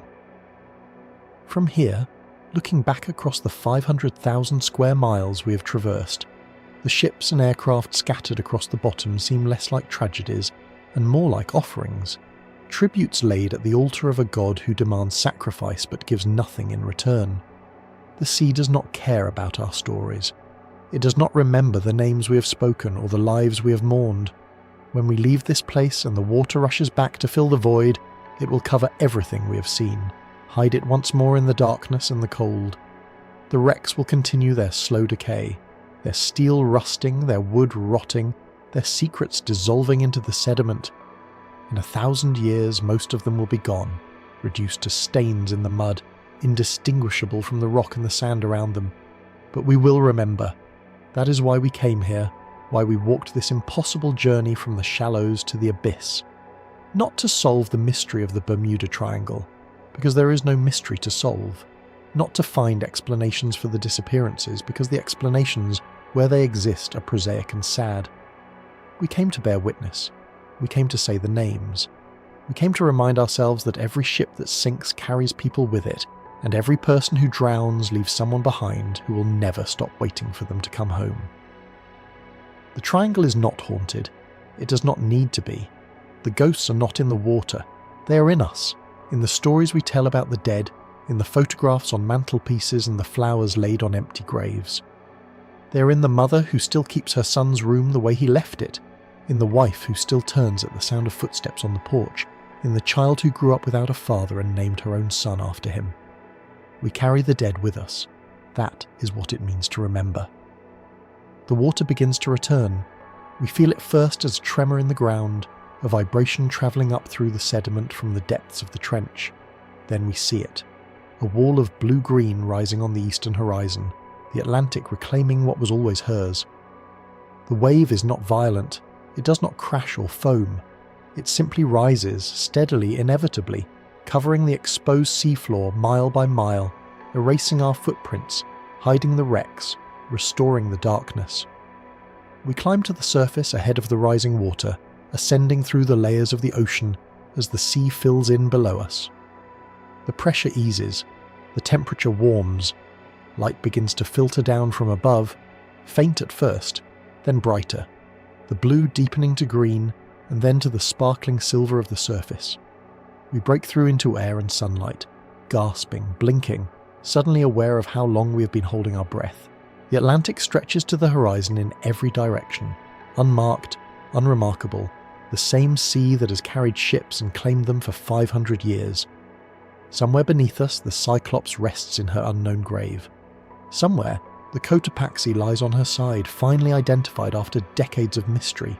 Somewhere, the marine sulfur queen has scattered across miles of seafloor, her sulfur long since dissolved, her crew long since bones and dust. Somewhere, Flight 19's Avengers may lie in the mud, their engines silent, their pilots still strapped into their seats, waiting for a rescue that will never come. We cannot see them from here. The surface reveals nothing of what lies beneath. A ship could sail directly over the wreck of El Faro and her crew would never know it, would never sense the 3-mile depth of tragedy beneath their keel. That is the nature of the sea. That is the bargain we have always made with it. We give our ships, our cargo, our sailors, and in return we receive passage, trade, connection, the wealth of continents linked by water. Sometimes the sea keeps what we give. Sometimes it takes more than we offered. And always, it hides what it has taken beneath a surface that reflects only sky. The sun is warm on our faces now. The salt wind carries the smell of open water, clean and ancient, the same smell that greeted the first sailors who ventured beyond sight of land and wondered what lay on the other side of the horizon. We float here for a moment, treading water, letting the enormity of what we have witnessed settle into us. 500,000 square miles of seafloor, thousands of years of history, hundreds of ships and planes and submarines, each one a story, each story ending in the same cold dark. But we did not come here to despair. We came to remember. And now, before we swim back to the shore and the world of the living, we must do what we promised. We must say the names one last time, the names of the Cyclops. Captain George Worley, who was not George Worley at all, but Johann Friedrich Georg Wichmann, a German immigrant who reinvented himself in America and rose to command one of the Navy's largest colliers. Whatever drove him, whatever secrets he carried, whatever happened in those final hours as his ship struggled against the storm and the weight of her cargo, he died at sea, and no one ever found his body or his ship. The 295 souls aboard her, sailors and passengers and prisoners, marines and civilians, officers and enlisted men, all of them gone in an instant, swallowed by water that gave no warning and left no trace. Lieutenant Commander Henry Carlisle Davis, the executive officer who wrote that uneasy letter home about the ship's condition, Consul General Alfred Louis Moreau Gottschalk, 70 years old, returning home from Rio after a lifetime of diplomatic service, carrying his wife's remains to be buried in American soil. He never made it. Neither did she. The names of the Cotopaxi, Captain William J. Meyer, who sent those desperate wireless messages as his ship took on water in the storm, who tried to save her, who almost certainly knew in those final minutes that there would be no salvation. The 31 crew members who trusted their lives to a 30-year-old tramp steamer, because that was the work available, because men with families take the jobs they can find. James Stanton, the chief engineer who kept the engines running until there were no engines left to run. William Daggett, the wireless operator who tapped out those last calls for help, knowing that help was too far away to matter. For 95 years they lay on that sandy bottom off St. Augustine, unnamed, unknown, labelled only as the Bear Wreck by divers who had no idea what they had found. Now we know. Now they have their names back, the names of the Marine Sulphur Queen, Captain James Fanning, 38 years old, master of a ship that should never have sailed, who may have known the risks and taken them anyway because that is what captains do. The 38 men who crewed her, who loaded sulphur into tanks that had carried oil, who trusted the metallurgists and the inspectors and the company men who told them the conversion was safe.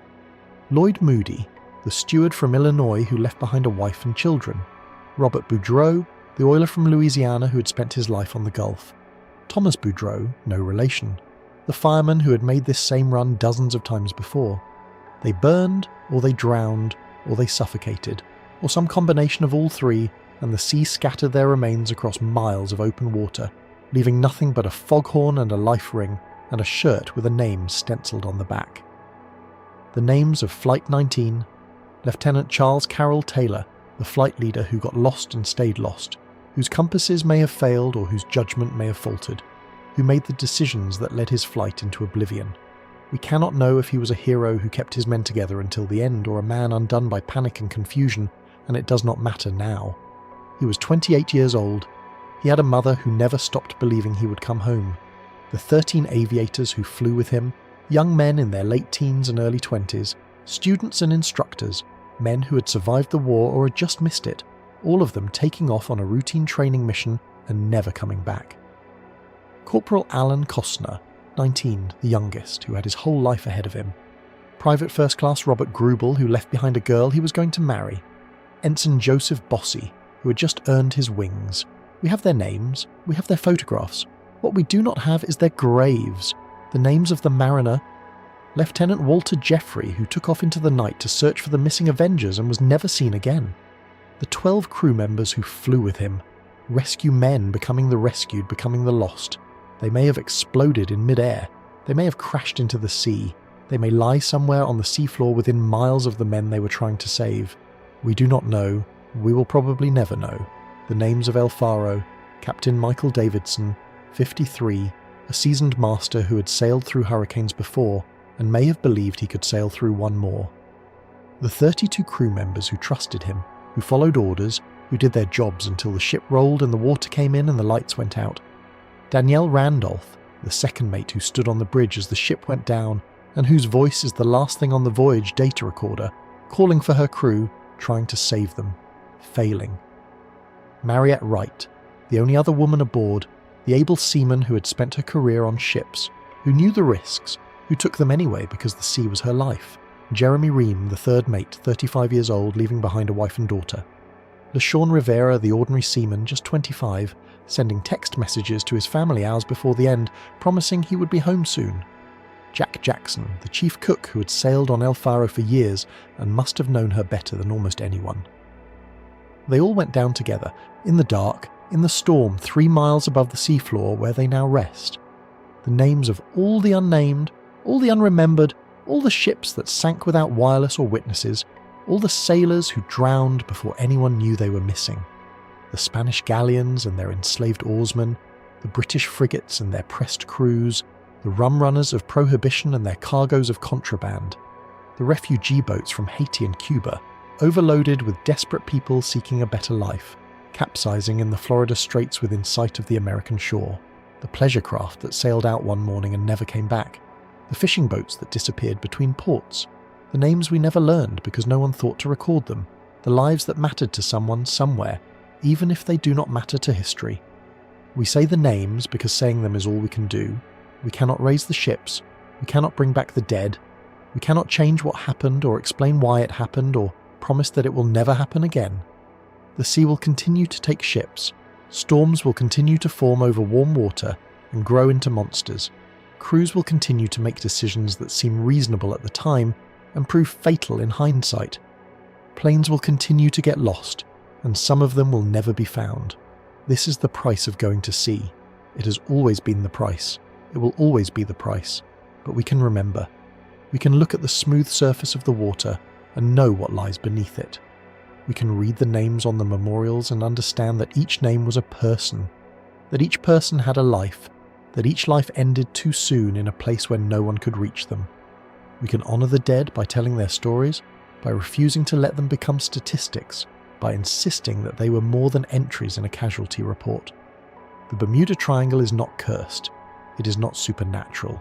It is not a gateway to another dimension or a hunting ground for alien spacecraft or a place where the laws of physics cease to apply. It is a patch of ocean, no more and no less dangerous than any other patch of ocean, where bad weather and human error and mechanical failure have combined, over and over again to produce tragedy. The mystery is not why ships sink in the Bermuda Triangle. The mystery is why we ever believed they shouldn't. Why we looked at the power of the sea and thought we could master it. Why we built our ships of steel and our planes of aluminum and our faith of arrogance, and then acted surprised when the water won. The water always wins. That is the lesson of the Bermuda Triangle. That is the lesson of the deep. Every trench and canyon and abyssal plain we walked, every wreck we found, every story we told, all of it points to the same truth. The sea is stronger than we are. The sea is older than we are. The sea will be here long after our ships have rusted to nothing, and our names have been forgotten, and our species has joined the trilobites and the ammonites in the long catalogue of life that once was. But that is not a reason for despair. That is a reason for humility. And humility is not the same as defeat. We go to sea knowing the risks. We have always gone to sea knowing the risks. The first humans who pushed a log into the water and climbed aboard knew that the water could kill them. They went anyway, because the sea offered something that the land could not. Connection. Discovery. The possibility of a world beyond the horizon. We are a species that cannot stay still, that cannot resist the question of what lies on the other side, that builds boats and planes and submarines knowing full well that some of them will be lost. The dead of the Bermuda Triangle understood this. Charles Taylor understood it when he climbed into his Avenger and took off over the Atlantic. Captain Worley understood it when he pointed the Cyclops toward Baltimore and steamed into the storm. Michael Davidson understood it when he sailed El Faro into the path of Joaquin. They were not fools. They were not victims of supernatural forces. They were people who chose to work on the water, who accepted the bargain the sea offers, who lost. We honour them by remembering that they chose. We honour them by acknowledging that their choice had meaning, that the work they did mattered, that the risks they took were real. They carried cargo that kept the economy moving. They flew patrols that kept the nation safe. They shipped coal and hauled sulphur and transported passengers and connected one port to another, building the web of commerce and communication that makes the modern world possible. The sea took them, but it took them while they were doing something that mattered, and we honour them by continuing to go to sea ourselves. Every container ship that crosses the Atlantic, every cruise liner that sails the Caribbean, every fishing boat that heads out at dawn and returns at dusk, every sailboat that tacks through the Gulf Stream, all of them are a testament to the dead, a promise that their sacrifice was not in vain. We go to sea because they went to sea.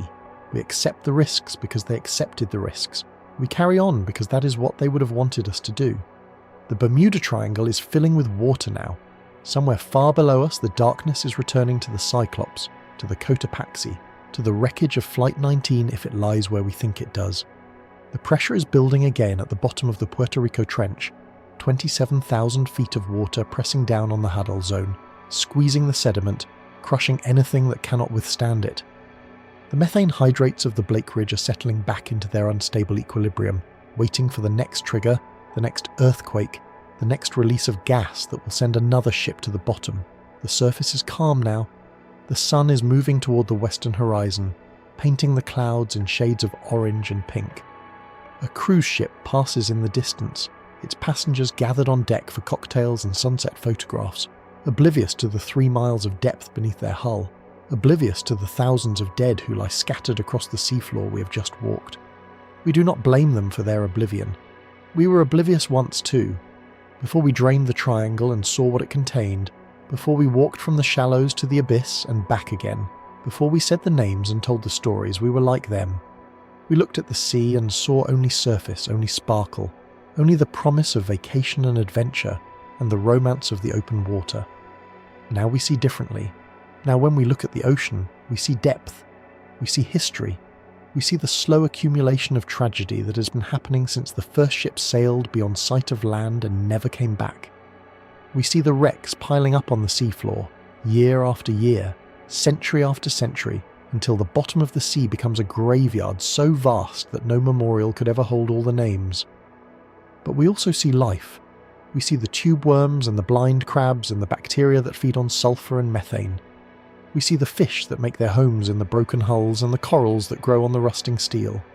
We see the ocean not as a dead place, but as a living one, a place where even the wreck of a ship becomes part of the ecosystem, where even death feeds life, where even tragedy is transformed into something useful. That is the final lesson of the Bermuda Triangle. The sea does not waste anything. The ships we lose become reefs. The bodies we lose become food for creatures that have never seen the sun. The stories we tell become part of the larger story, the endless saga of humans and the ocean, of hope and loss, of departure and arrival and disappearance. We turn toward the shore now. The swim is long, but the water is warm and the current is with us. Behind us, the triangle settles back into its ancient routine. The waves roll on. The fish feed. The sun sets. The stars come out. The same stars that sailors have navigated by for thousands of years, the same stars that Charles Taylor and his Flight of 5 could not see through the clouds, the same stars that shine down on the deep indifferently, illuminating nothing. Somewhere beneath us, the dead are keeping their own vigil. They do not know we came. They do not know we said their names. They have been gone too long for knowing, dissolved into the sediment and the salt, their bones scattered, their identities lost. But we know. We remember. And as long as we remember, they are not entirely gone. That is the only immortality any of us can hope for. Not the immortality of heaven, or the immortality of stone monuments, or the immortality of being written into history books. Just this, being remembered by someone. Having your name spoken by a voice that never knew you but chose to learn. Having your story told to strangers who will never visit your grave because your grave is 3 miles down and unreachable. The Bermuda Triangle is not haunted, but it is heavy with memory, heavy with loss, heavy with the weight of all the lives that ended within its arbitrary boundaries. When you sail through it, when you fly over it, when you see it marked on a map or mentioned in a documentary, think of the dead. Think of the Cyclops and her mysterious cargo and her missing captain. Think of the Cotopaxi and the men who thought they were making just another run to Havana. Think of the Marine Sulphur Queen and the 39 souls who burned or drowned in the Gulf. Think of Flight 19 and the young aviators who got lost on a clear December afternoon and never found their way home. Think of them, and remember that the sea does not care about our stories, but we care about each other. Think of them, and remember that every ship that sails carries someone's son, someone's daughter, someone's father, someone's mother, someone's love.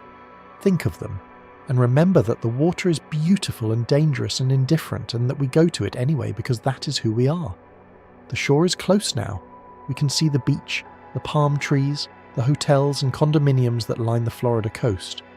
The world of the living is waiting for us, with its noise and its light and its illusion of safety. We will step out of the water and dry off and go back to our lives, and the triangle will go on being what it has always been. A place where ships sail and sometimes do not return. A place where planes fly and sometimes disappear. A place where the dead lie waiting in the dark, patient, silent forever. We remember you, all of you, named and unnamed, found and unfound, mourned and forgotten. The sea took you, but we brought you back, if only for a moment, if only in words. Rest now. The light is fading, and the deep is calling, and we who are left behind will carry your names as long as we have breath to speak them.